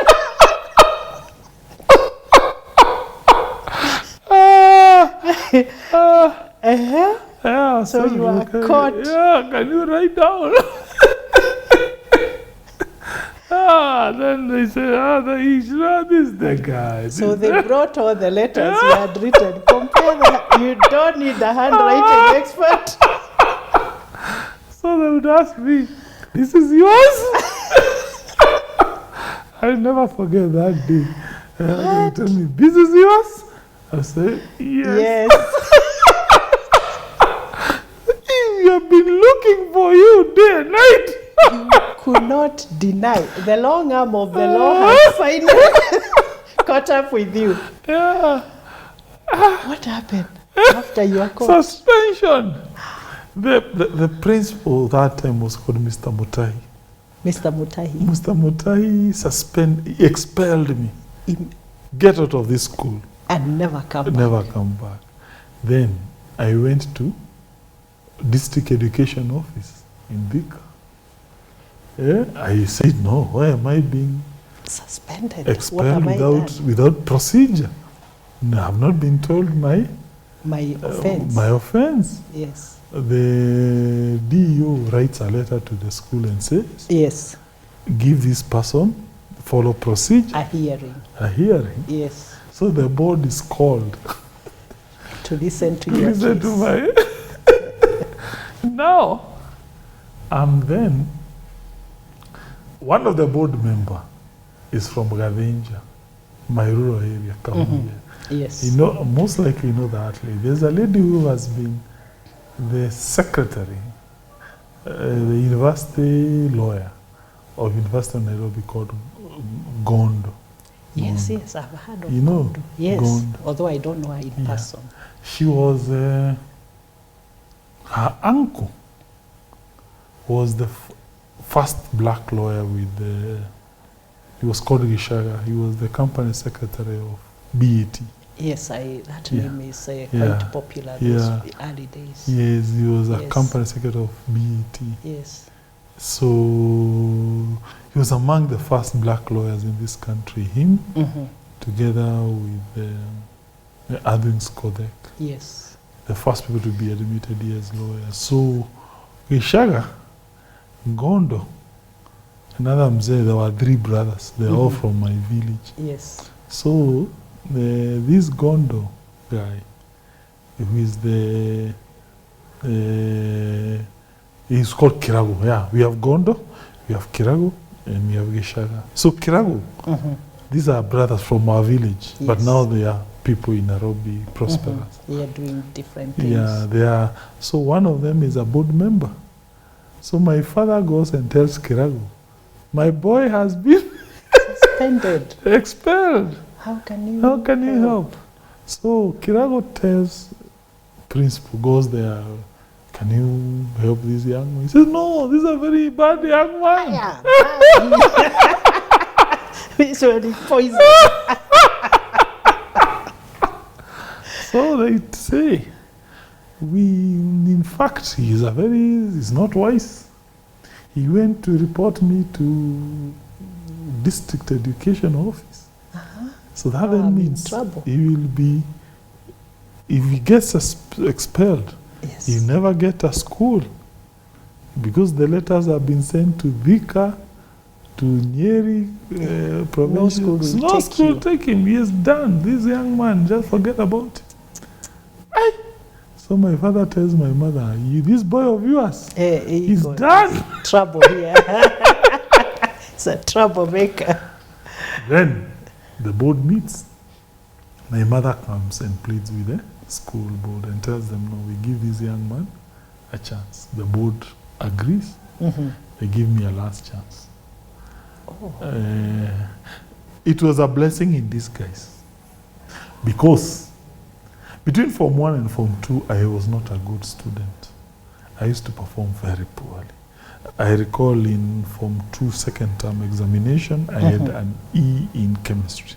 What? Very in poor. Form 2? In Form 2. An E? E. So I'm performing very poorly. In Form 2, that time I don't do examination because of this problem. Expulsion. But somehow after I'm back, I joined Form 3 still. So I now start working hard. You become serious. I moved from behind E. in a small class. I become number 9. Second term On from the 3, first term? I become number 3. Wow. When we are doing that term Form 3, I'm the best, you know. Oh, by in the my end class. of Form 3, By the end of I'm the best. you top. I topped that class, a small class of ours. And then that E I had in chemistry, I converted into an A minus in KCSE and an A minus grade in KCSE. So for me, the lesson was, I think children can do better if they were to become serious because it was... But you can explain what changed the E to an A within a space of 1 year? 2 reasons. Just reading. I just decided to become serious, so I would read a lot. Focused. Yeah. And secondly, just my parents. See, when you see your parents struggling, you feel for them. You wouldn't want them to experience that. Yeah, you feel that was, for me, that was my main motivation. In fact, I don't know what motivates young children to do well in class, but for me, my motivation was definitely my parents. I would never want them to suffer. Or you to let them down. Yeah, that was my main motivation. So I guess you look at the pains your mom has gone through, even coming all the way to school to plead for you, and you say, this is too much, I have to do something. Yeah. Wow. Yeah. Oh, that's amazing. So that's how you got into the law class? Yeah. Was it your choice, or you just found yourself in the law class? It was a choice, but inspired by my active political... So that time I'm reading about Moite, Gibson, Kamau, Kuria. And the injustices against Matima. Yeah. So I say, hey, this is the... I have to become a lawyer. This is the trajectory. So my friend, so when I passed, I recall I told my mother, that time we used to call to know. So I call, I'm told what I have. I tell my mother, and my parents never used to show any reaction to anything. They were calm people. They don't show any emotion. No, well done, no congratulations. Nothing, you got okay. Life goes on. No, there's no party, no, nothing like that. They just, okay, thank you. Let's move on. Next. Okay. In fact, all those political positions I've held, no day did any of them tell me, hey, congratulations, hey, nothing. Nothing. As we don't celebrate anything. Life goes on. No. We don't believe in celebrations. You have won. Okay, you're now Mheshimiwa. Thank you. Okay. Do what you need to do. Yeah, nothing else. No single day. Particularly my father. Did my father ever tell anyone, vote for this young man? Nothing. Never. He would never. Or even introduce himself as my father? No. He didn't? He never. You would never know he's a father of a Senate. He keeps to himself. Even my mother. My mother was more talkative. The only time I saw her, okay, now let me fast forward. I joined University of Nairobi. But before joining University of Nairobi, I do CPS, Certified Public Secretary. Before the degree. Yeah. So remember, we used to stay at home 2 years. I remember that was there. Yeah. So those 2 years, I homeschool myself to do CPS. Yeah. So why CPS? that time, CPS has a lot of correlation with law. Yeah, certified public secretary. Yes. It's in the same line. Yeah, so I thought this might help me. And a lot of us lawyers are actually become CPS. During your practice CPS. time, yeah. CPS was automatically for Yeah, lawyers. I didn't go to any school to have my CPS certification. My law degree was enough to get it for me. That was not the position during our time. You needed to do the actual You had to go units. Okay. So me, I just registered with CASNEB and I would study at home as I await to join University of Nairobi. So joining, that's where now politics now blow up.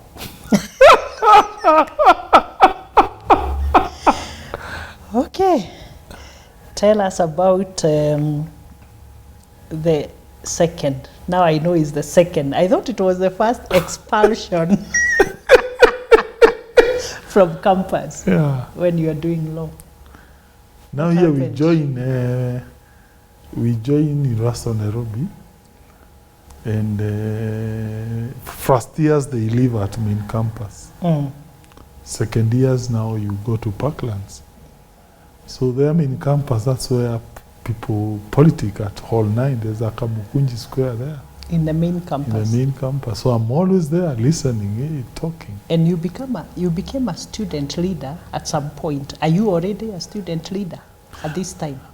I became a student leader on my second month of the university. Second month of joining the law degree program? Yes. Wow. We have Kenya Law Student Society, KLSS. Yes, I remember that. That organization, I vie. And you become the leader? The vice chairman. So is it you allowed, or why did they choose you? Why did they elect you? I remember those elections were very contested, highly. Nani was our chairman. This guy who was your head of legal, Jenga. John? Yeah. John Jenga? He was the chair? Jenga was the chair. Okay, I get it. Now Jenga is in 4th year. So was he ahead of you, or you were in the same class? He was in 4th year and I'm a fresher. He was in 4th year. So Jenga now, Jenga is in 4th year, I'm a 1st year. Yes. So me, I'm plotting how to become the chairman. The vice. Oh, the vice first. Yeah, the vice. As a stepping stone to the chair. As a stepping stone to Sonu. Oh, I see. Yeah. Now the whole university The whole university. So we plot with Jenga. I become the vice chair. Vice chair. That time, that class of Jenga had Kina Kaluma Opondo. He's in 4th year. Yes. Kipchumba joins later immediately. Such characters. Now, after winning vice chairman of KLSS, I now vie Sonu. Same year. Vice chairman. First year, and you're going for Sonu. Sonu, yeah. You are dangerous. Yeah. I say, let me try. So you vie for what position? Vice chairman. The vice chair? Yeah. You are not serious. Yeah. Vice chairman of? Sonu. Did you get it? Yeah.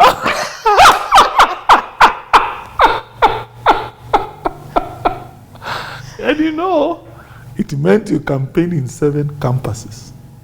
Main, kunaitwaje kule kwa bio Kabete? No, Chiromo. Chiromo for the medics. For the medics. Lower Kabete. Commercial, commerce. Upper Kabete. Upper Kabete. Kikuyu. Yes, and law school. Law school and KNH. Parklands. And KNH. And the main medical school. Yes, 7 campuses. So you are a fresher, We are just going talking. It's a serious campaign. Yeah.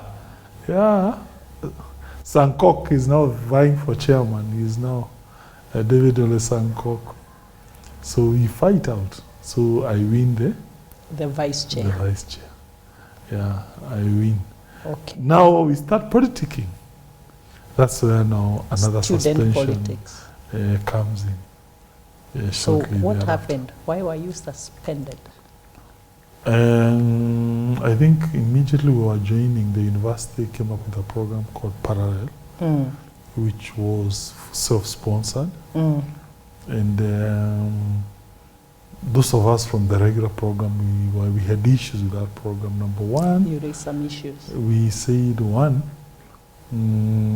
were some courses that were not open to regular students. That were in the parallel program. A good example was actuarial science. So we were saying, why discriminate against us? Yeah. 2, they were learning 2.5 years as we are doing 4. So they have a disadvantage of... They have an advantage. You are disadvantaged. The regular student is disadvantaged in a way. In a big way, actually. In a big way. That's a difference of 1.5 years. Plus, they would join immediately after high school. And you guys have to wait for 2 years. 2 years. And remember, me have an A-. Yes. Them is a little bit lower grade. Because it's open to those who didn't get into the regular program. To the regular program. Yeah. So we say, why are you creating an apartheid system? Us, most regular students are rural people. Yes. Isn't it? You're in the regular. We are the rural people who pass, And you've done very well. Yeah, but when you come to the university, you find it is skewed. Against. Yeah, I recall some units. A regular student will do some common course units, but they are not there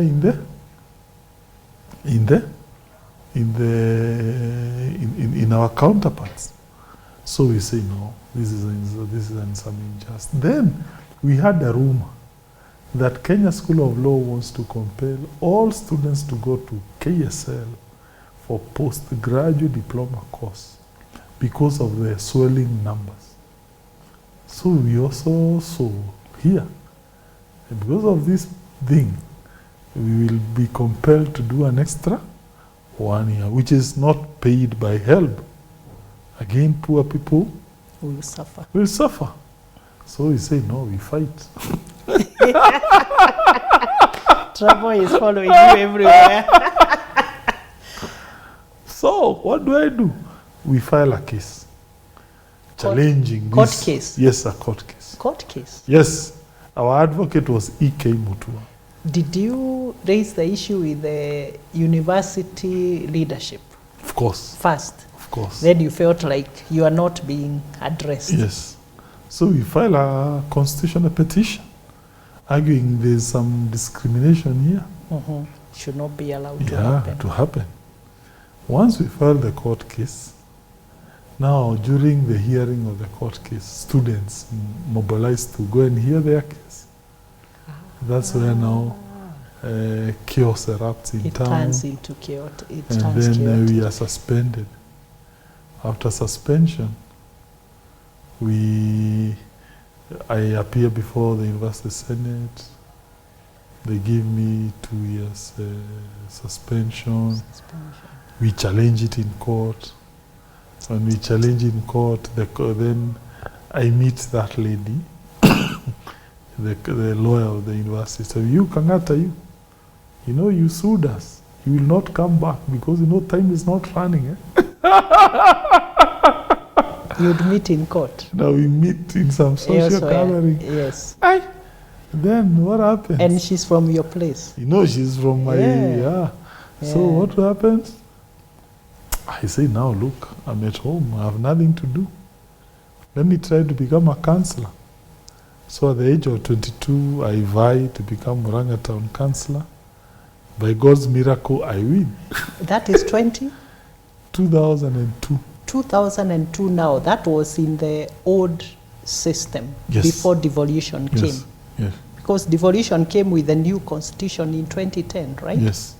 So you became a councillor under the old municipal council structure. What? Yeah. And you got it? Yes. Hey, you are really loud. Yeah. We win. With a landslide. Did you expect to win? No, I was joking. Are you? No, I told my mother. You are looking for something to occupy you now. You must have checked me out. In fact, when I told my mom and my dad, you know I'm vying. Ati naenda kuwa kajura. We used to call them kajura. My father says, no. No way. How can you join? You know how corrupt the county council is? And you know we don't deal with corruption. My mother is the pragmatic one. Says, no, stop telling this young child. He has nothing to do. Let him go try. Hey, let him try. What are you telling him? Hey, But do you think your mom truly believed you could win? No, you are just joking. You know, campaign is drama. Yeah, I know. So, yeah, there are a lot of malpractices. Yeah. A lot of people say, well, So- it wasn't free and fair. Let me just try this political drama. I don't lose anything. Yeah, what am I doing at home? No, we are told that campaigns are very expensive. So how did you finance your campaign as a councillor at that time? It was a very funny thing. The support became very strong. What? Very strong. People are saying they were saying we'll be eating money from this person, but we shall Vote for this young boy. This young boy. 22 years. Yeah. You know? You have guys. They say you will eat money from this. The older guys. Older guys? Your opponents now. Yeah. But our vote is for? It's for this young Kang'ata. boy. Yeah. When we say that, then, but now the funny thing, once in a blue moon, we would beat with those, some people and tell me, you give us some, hata kama tunakula kwa yule, buy something. So my mother had to really break some banks to finance those logistics. I recall she told me, I think we used about 80,000. Which was very little in comparison. Still modest, yeah, compared to the others. To the others, but I recall she used like 80,000 to campaign. You know, even fueling. In fact, there's even a very funny human story there. One of my classmates, he was called Mwangi, in primary school. He never went to high school. So Mwangi left Muranga, went to become you know these vehicles that come here to Nairobi, break down. The recovery. Yeah, recovery. The recovery vehicles. So Mwangi established A towing company. a towing business. Yes. And he married very early because he didn't go to high school. I think by 16 years old he was already married. So when the campaign comes, Mwangi comes back to Muranga and decides to now use that towing vehicle to campaign for me. So it was like my That was your campaign vehicle. yeah. So imagine A towing truck. a towing. No, Mwangi is born alone. Mother, father, and Mwangi alone. He had no siblings. He has no siblings. Mwangi, immediately we win. Mwangi has 3 children. We win, Mwangi passes on in an accident. No way. So Later, Mwangi's wife dies. The children are left with their grandparents. 3 kids. Yes.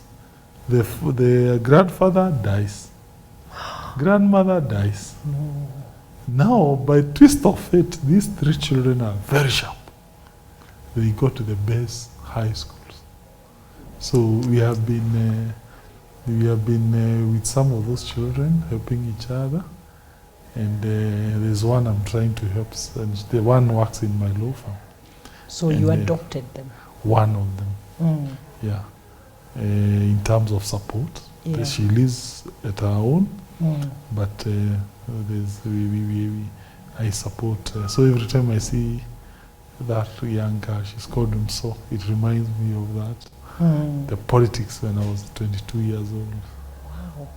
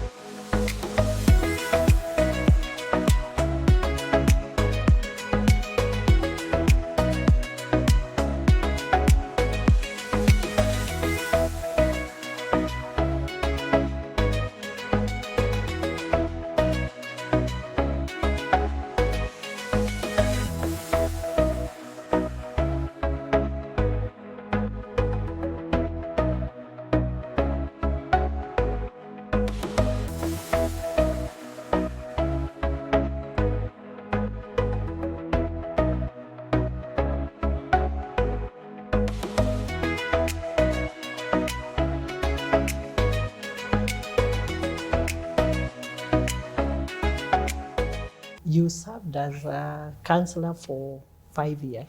Now, an ironical thing happens. Mm. I win in 2002. Yes. Kanu government is knocked off.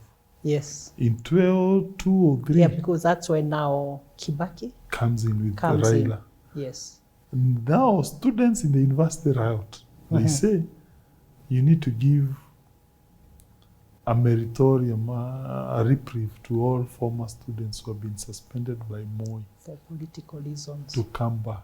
Mm. So I come back. Oh, so there was a general moratorium Yes, that brought you amnesty. back to campus. Yes. Aha. So I'm a student Which and year I'm now? a politician. 2003. Immediately they come into On government. the first year. We come back. So I am serving the people and I'm a student. The At same Parklands, time. And yeah. you manage both. Yeah. Then we finish. 2005 I finish university. 2007 I'm admitted to the bar. I decided I will not seek re-election. So I go to practice now. Mm-hmm. Mm-hmm. Yeah. Okay. So you served one term Term as councillor. as councillor. Okay. So I practice. interesting. Yeah. That's when I meet this young lady who is pinched by Deputy Chief Justice Nancy Baraza. Tell us about that case. Why did you do it? No, I just saw on TV some injustice. You saw the story on TV? Yeah, then somebody. Yeah, just explain for the sake of those who may not remember the story, what happened. There's this story that has broken that a lady has been. It's on TV. It's on TV. Mm. Of a guard has been pinched by A Deputy Chief security Justice guard. Ben, and it appears it's more of a big person versus a small person. Mm. So she's seeking justice for that. So we meet with who? We meet with the lady. Once we meet with the lady, she gives me instructions. So we pursue the You case. become the lawyer Yeah. for her, the security guard. Yeah. Mm. We win. Mm. Then the lady goes to South Sudan. But now that goodwill percolates back to Keharu, where I come from. Mm-hmm. So people tell me, The vie fact for- that you supported her Yeah, to yeah. challenge Yeah. an injustice Yeah, yeah. situation. Yeah. Mm. So they tell me, why can't you? Can you vie to become MP Keharu? Mm. So I vie.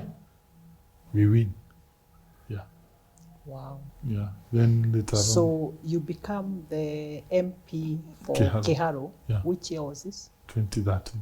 2013. Yeah. How old were you that time? 32. Yes. Okay. And this time you're already a young lawyer in private practice. Yes. Okay. How did that go? How did you combine legal practice and being the MP? That time I was, it was a partnership. Mm-hmm. And then, remember? In the law firm. Yeah. Mm. And then remember, I came to your office. Yes. Yes. Yeah. And we now recasted the law firm into Yes. conveyancing. So you restructured the law business so that it could fit into your new schedule. I reasoned I should not do litigation. Which is more involving on a day-to-day. And also it causes divisions. Yeah, true. Yeah, That's true. So in a way, you want to practice in a more peaceful and confrontational manner. I pivoted there. So I was actually going to ask you why you decided to go into politics, because politics is a completely different kind of ball game. As a lawyer, I mean, it's not the same as following the mainstream legal career. A lot of the people, the young ones who are aspiring to join the law career, they are either thinking about going into legal practice or going into in-house practice in corporations or joining the government. So what was the compelling factor for you to actually now join mainstream politics at that time? The idea to change society. We think it's the only platform where you can effect some societal change. And make decisions. That have potential to change. To change society. That is the main logic. So how are the 5 years as an MP? I saw that you are, even at that time, you are voted as best in utilization of the CDF funds. Just tell us about some of the things you did as the Member of Parliament. First is a good team. Let me thank that Dede Nyoro became my chairman of CDF. Okay. Yeah. And first is to recast bursary. To give it to more people than fewer. Secondly, to water. I recall there are some places where there was no water at all. In the constituency. In fact, huge water, for instance, in Township Ward was about 50%. We pushed it to almost 95%. In Biri Ward, it was 0%. Nothing. We put it to almost 85%. Same way in Moiri, we pushed it to several places. In Gaturi, we did some boreholes. We pushed some parts of Muranga. Yes, those were, we also did some refurbishments of classes. So those were some of the interventions that we tried to make to push Kiharu constituency ahead. So it looks like you went there with the perspective that as a leader of the constituency, I can make decisions and do projects that will uplift the lives of the people that I serve. So for you, it was a service. Yeah. Okay. Then I believe at that time is when you decided to become a senator. Yes. What was the motivation after just one term? We had a huge debate with my advisors on that issue. Vast majority of them, 90% of them, were opposed to that decision. They felt I want to win. They felt that having performed that way in Kiharu is the most logical thing to defend. And you're very well rated already as an MP. Yeah, they also argued this other thing you haven't tried. Yeah. And they also argued that Senate has no resources. So why go for Senate? But me, I thought the opposite. How did you think about it? That if I ever have some political interest to go anywhere else. Senate gives you a very important pedestal because you are talking of Murang'a County. So that was the main argument. So for you, it's really a progression from representing a constituency to actually representing a whole county. Yes. So it's really higher, bigger constituency for you. Yeah. Yeah. Yes, and by God's grace, we won. Wow. Yeah. But it was a very tough race. Tough race. But somehow we managed. But I felt it was important for me to face that challenge. It helps make one a better leader. Then thereafter, we were given the opportunity to become the deputy chief whip of the Senate. Later on, we were promoted to become the substantive chief whip. And then the famous letter.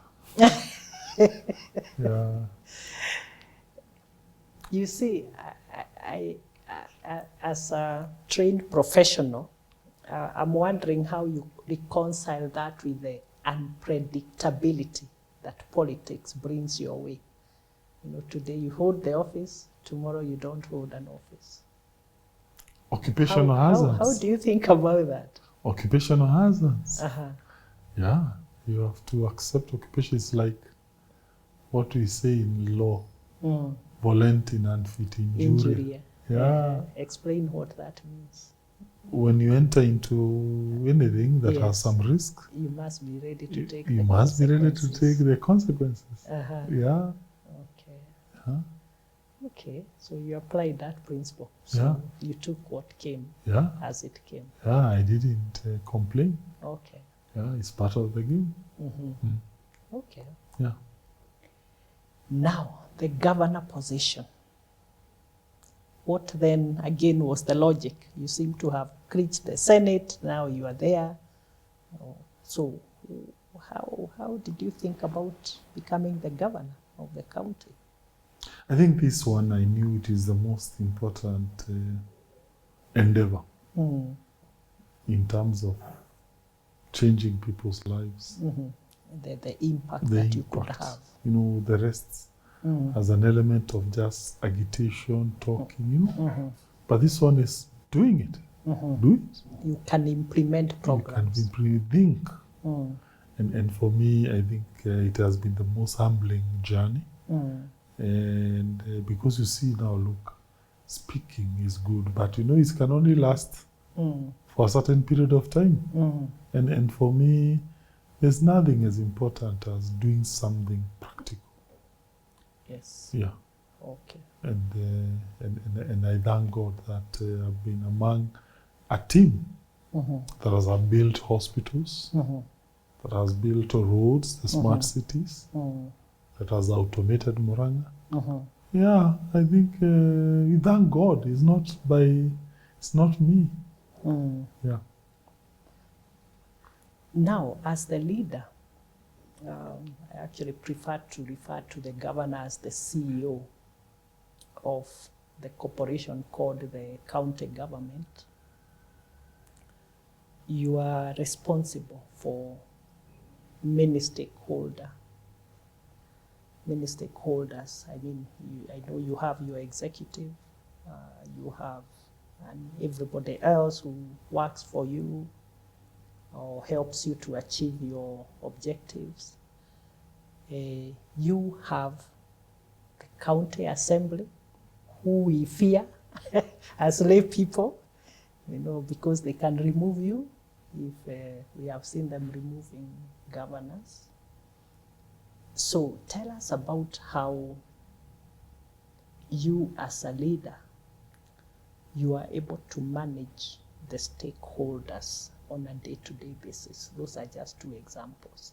How do you manage that as a leader? Because that is probably one of your biggest core responsibilities. Exercising power in a collegiate manner. What do you mean? You know, one can exercise power in a unilateral manner alone, or you can look at it as it's you are one amongst many. So that then means all decisions you triangulate them through, you pass them through some consultations. You consult. Yeah. You consult a lot. You consult. Okay. That gives the decision ownership. Yeah, that's very important. So meaning you have to constantly meet with your kamukunji and discuss. Yeah.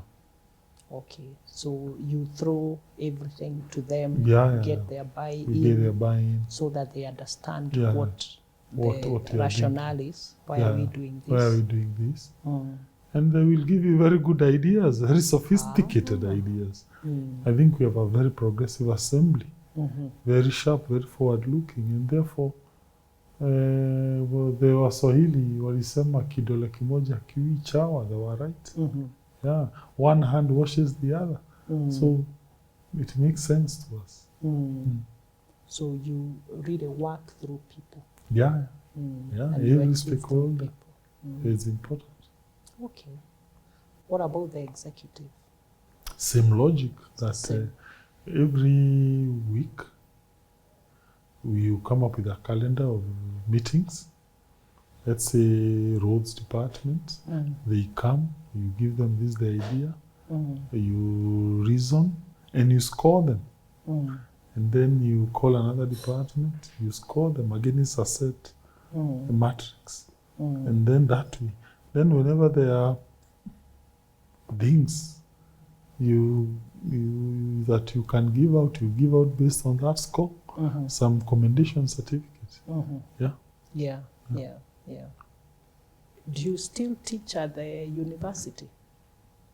I used to until I became a governor, because governor is a very, very... Oh, it became too demanding. Too demanding. You're no longer able to teach. Okay. No. Being in a very, I would say, tough job, it's not easy.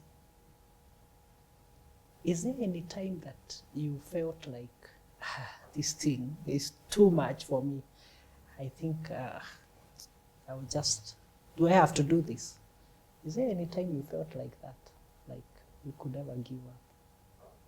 No, but it can be tough at times. Yeah. So how do you deal? How do you deal with those tough moments? Listen more. Yeah, listen more. You listen. Yeah, and consult more. What are you reading right now? Okay, these days I watch more than reading. Oh, you watch, what do you do? Documentaries? Yes, documentaries. Several channels. CNA is a Asian, I think it's a Singaporean. It's called what? CNA. CNA. Is like BBC of Singapore. Okay. They have very good documentary. DWTV. They are documentaries. They have a documentary segment. Al Jazeera. Their documentaries are very good. Mainly on history. History. You study a lot of history. History, that's very important. Because you see, this world we live, we are not the first or the last people to live. There were people before us. We are just passing by. And you find the challenges they were having, they are almost similar to us. So therefore,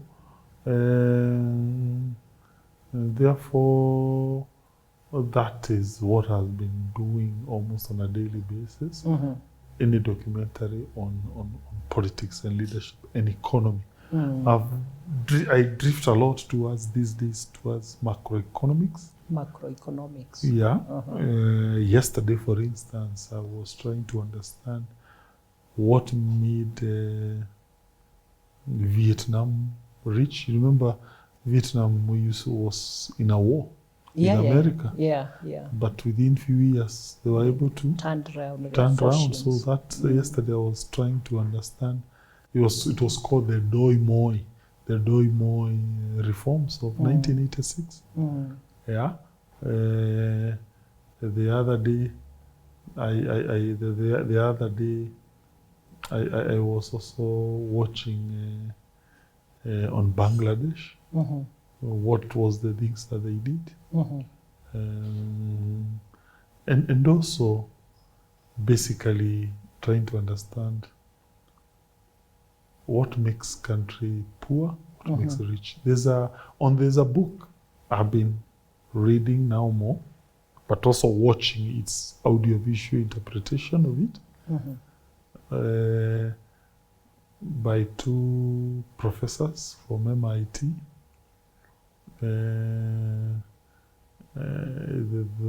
It's about why some countries are rich, why some countries are poor. One is called Professor, he's a Turkish professor called Akimeglo. Akimeglo. I think David Akimeglo. And therefore, for them, in fact, they got a Nobel Prize on economics the other day. Their chief thesis is that what matters is institutions. Yes. Yeah, that institutions is, and they gave several examples of North Korea and South Korea. People living in the same region. Yeah, within the same geographical zone. They're speaking the same language. Yeah. Yet their fortunes are very different. Another example is Haiti and the Republic of Dominican is an island. One GDP per person is 900. That is Haiti. The other one is 10,000. And they're in the same locality. So you find, so the argument has been it's about institutions. Yes. What incentives do the institutions create and give to the society? And the structures you create around governance. You create around governance. So that is their main thesis. And they have been following that. They have a book, but it's also... They have also been following their speeches when they are going around various universities explaining their thesis. There's also another guy called Professor Stevenson.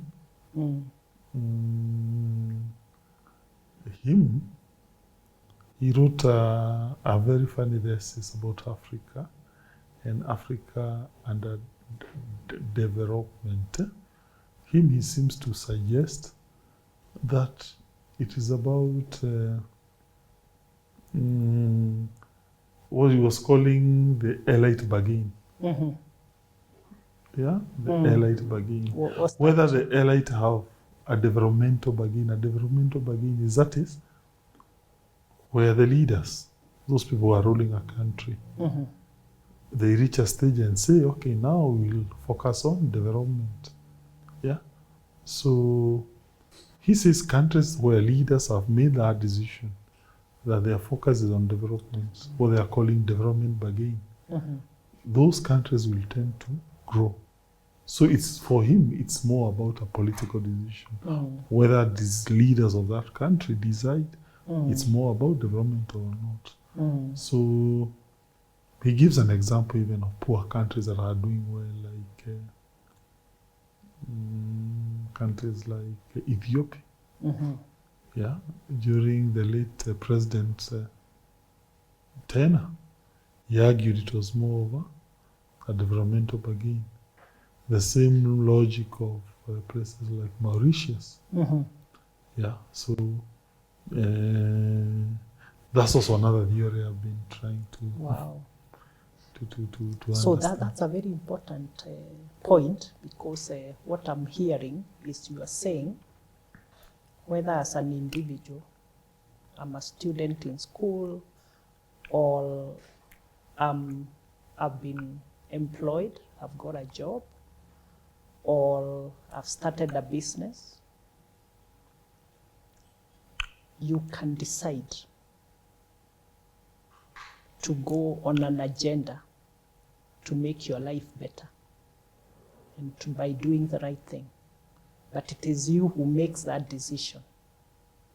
how you want to take your life forward. Is that what those principles are trying to suggest?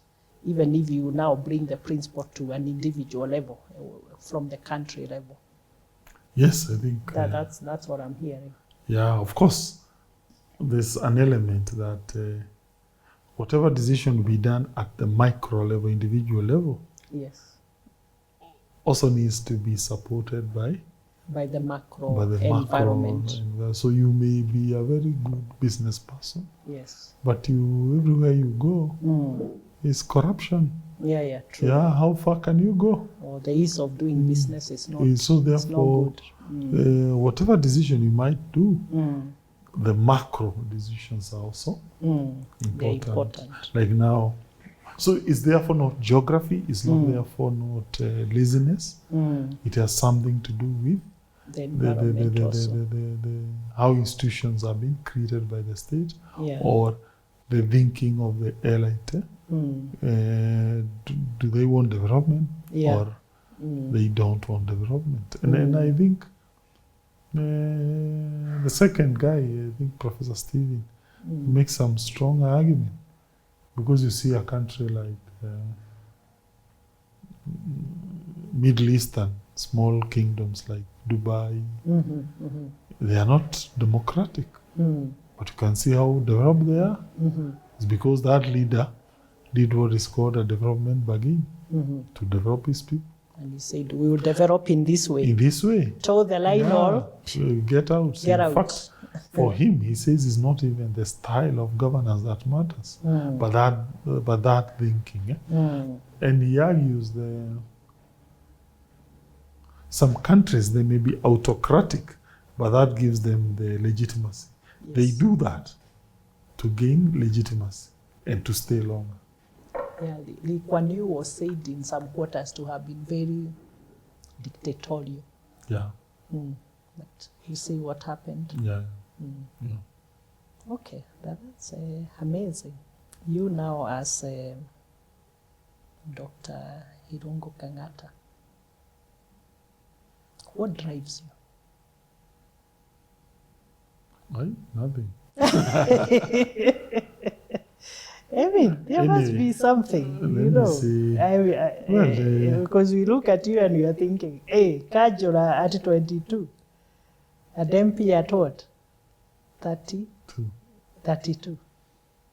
And governor at 40? 42. 42. Nothing really, just the normal human impulses of trying to change the society. But also knowing what you want. Maybe, but say normal impulses of just doing to change the society. Being driven by the desire to change society and fight for justice. Yes, that's quite important. And in a way also equality, whether it's from an economic perspective or a social perspective. Yeah. How do you want to be remembered? A humble African. Nothing else. Yeah. But I have said that nothing else, by the way. You know, as I've told you, one of my greatest leaders was Clement Attlee. You know that guy, he just served for 6 years and he just went home. And but his ideas remain in Britain. 6 years. 6 years. Only. So only. You don't have to stay long. But his ideas remain. Ask any Briton who is the greatest PM. They'll tell you that he was so unassuming. So for me, nothing is not. It's not something that he really grandiose. It's about doing what you must show your skills. Yeah. We have been told in other quarters that them who shout the loudest, I think we even have a Kikuyu saying, they are the ones who get heard and get listened to. Are you trying to disprove that theory? Yeah, I think it's Just explain. Just explain. Yeah, I think there is some merit in the opposite idea also. Mm-hmm. Yeah, Of doing what you need to do. Yeah, what you need to do then without seeking yeah. recognition or that's praise yeah. or endorsement. Yeah. Yeah. Yeah, because I think the comments that have come through, and I think some of them came through from the people of Muranga, is that our governor is very humble, and yet he delivers, or at least he's doing whatever he can do to deliver to the populace. Thank you. So I think you've just confirmed what your people said. Thank you. Yeah. Any advice you have to the young people, not just the ones of Muranga, but also all the young people who may be watching? Oh, for them, I would only tell them, get good education. Mm-hmm. Yeah. Yeah. I think education is the key. Yeah. I think, if I were to advise anyone, particularly young, just get education. And I feel we need to put our best foot forward to educate our people. Yeah. But they are complaining that, here we are with our degrees and we have no jobs. That's what I've heard. It is far much better to be jobless when you're educated than not to be educated at all. At all. Yeah, because education is inherently good. Yeah. For those who don't have jobs, at a personal level, I would advise them to be a little bit strategic how to look for employment. One is to be not to choose. Also to volunteer. Life starts with volunteering. Yeah, you know, Jesus said, for you to get, you must give. That's a very wise, very wise edict. So it applies to us. Very, very important. You must first give for you to receive. For you to receive. So, yeah, that would so let's say you are an engineer who is not employed. Look for an institution where you can go and give your service. It will, if they see you are so good, they won't allow you to go. You see? But if you're just at home complaining, how far will you go? So the starting point of progress from what I've seen is volunteering. Yeah, giving something for free. And then people seeing the logic. It is, it's like how Equity became rich. Yeah. You know, you would remove a lot of money, the barriers to banking, like money, water. Think about banking differently. You know, you would allow people come, just come. You know, we'll figure it out. You know, you come, I don't know, you don't have collateral. It's okay. We'll find a way. You see that thinking? Yes. Is a very good thinking.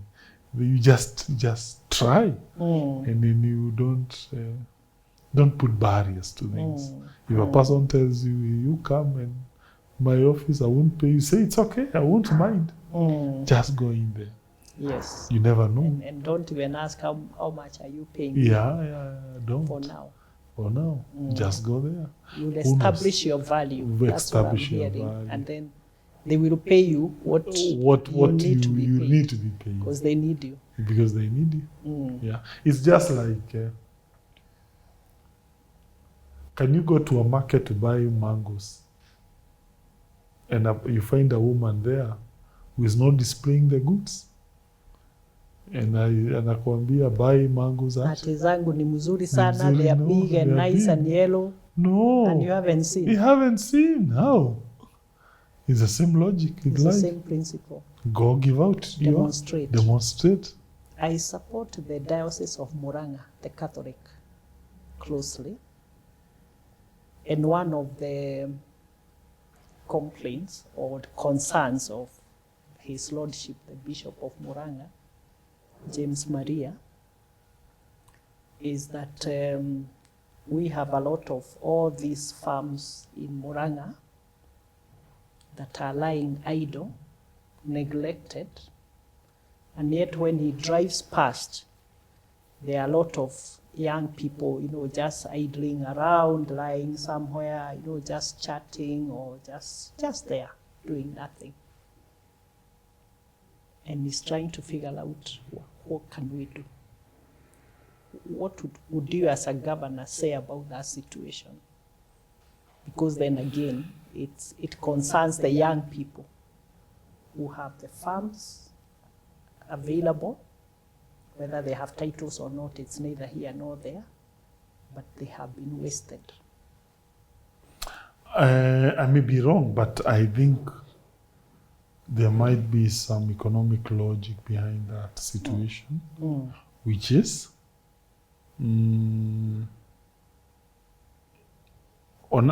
take any typical young person there. Yes. Maybe in his 20s, right? 20s, yeah, mostly 20s.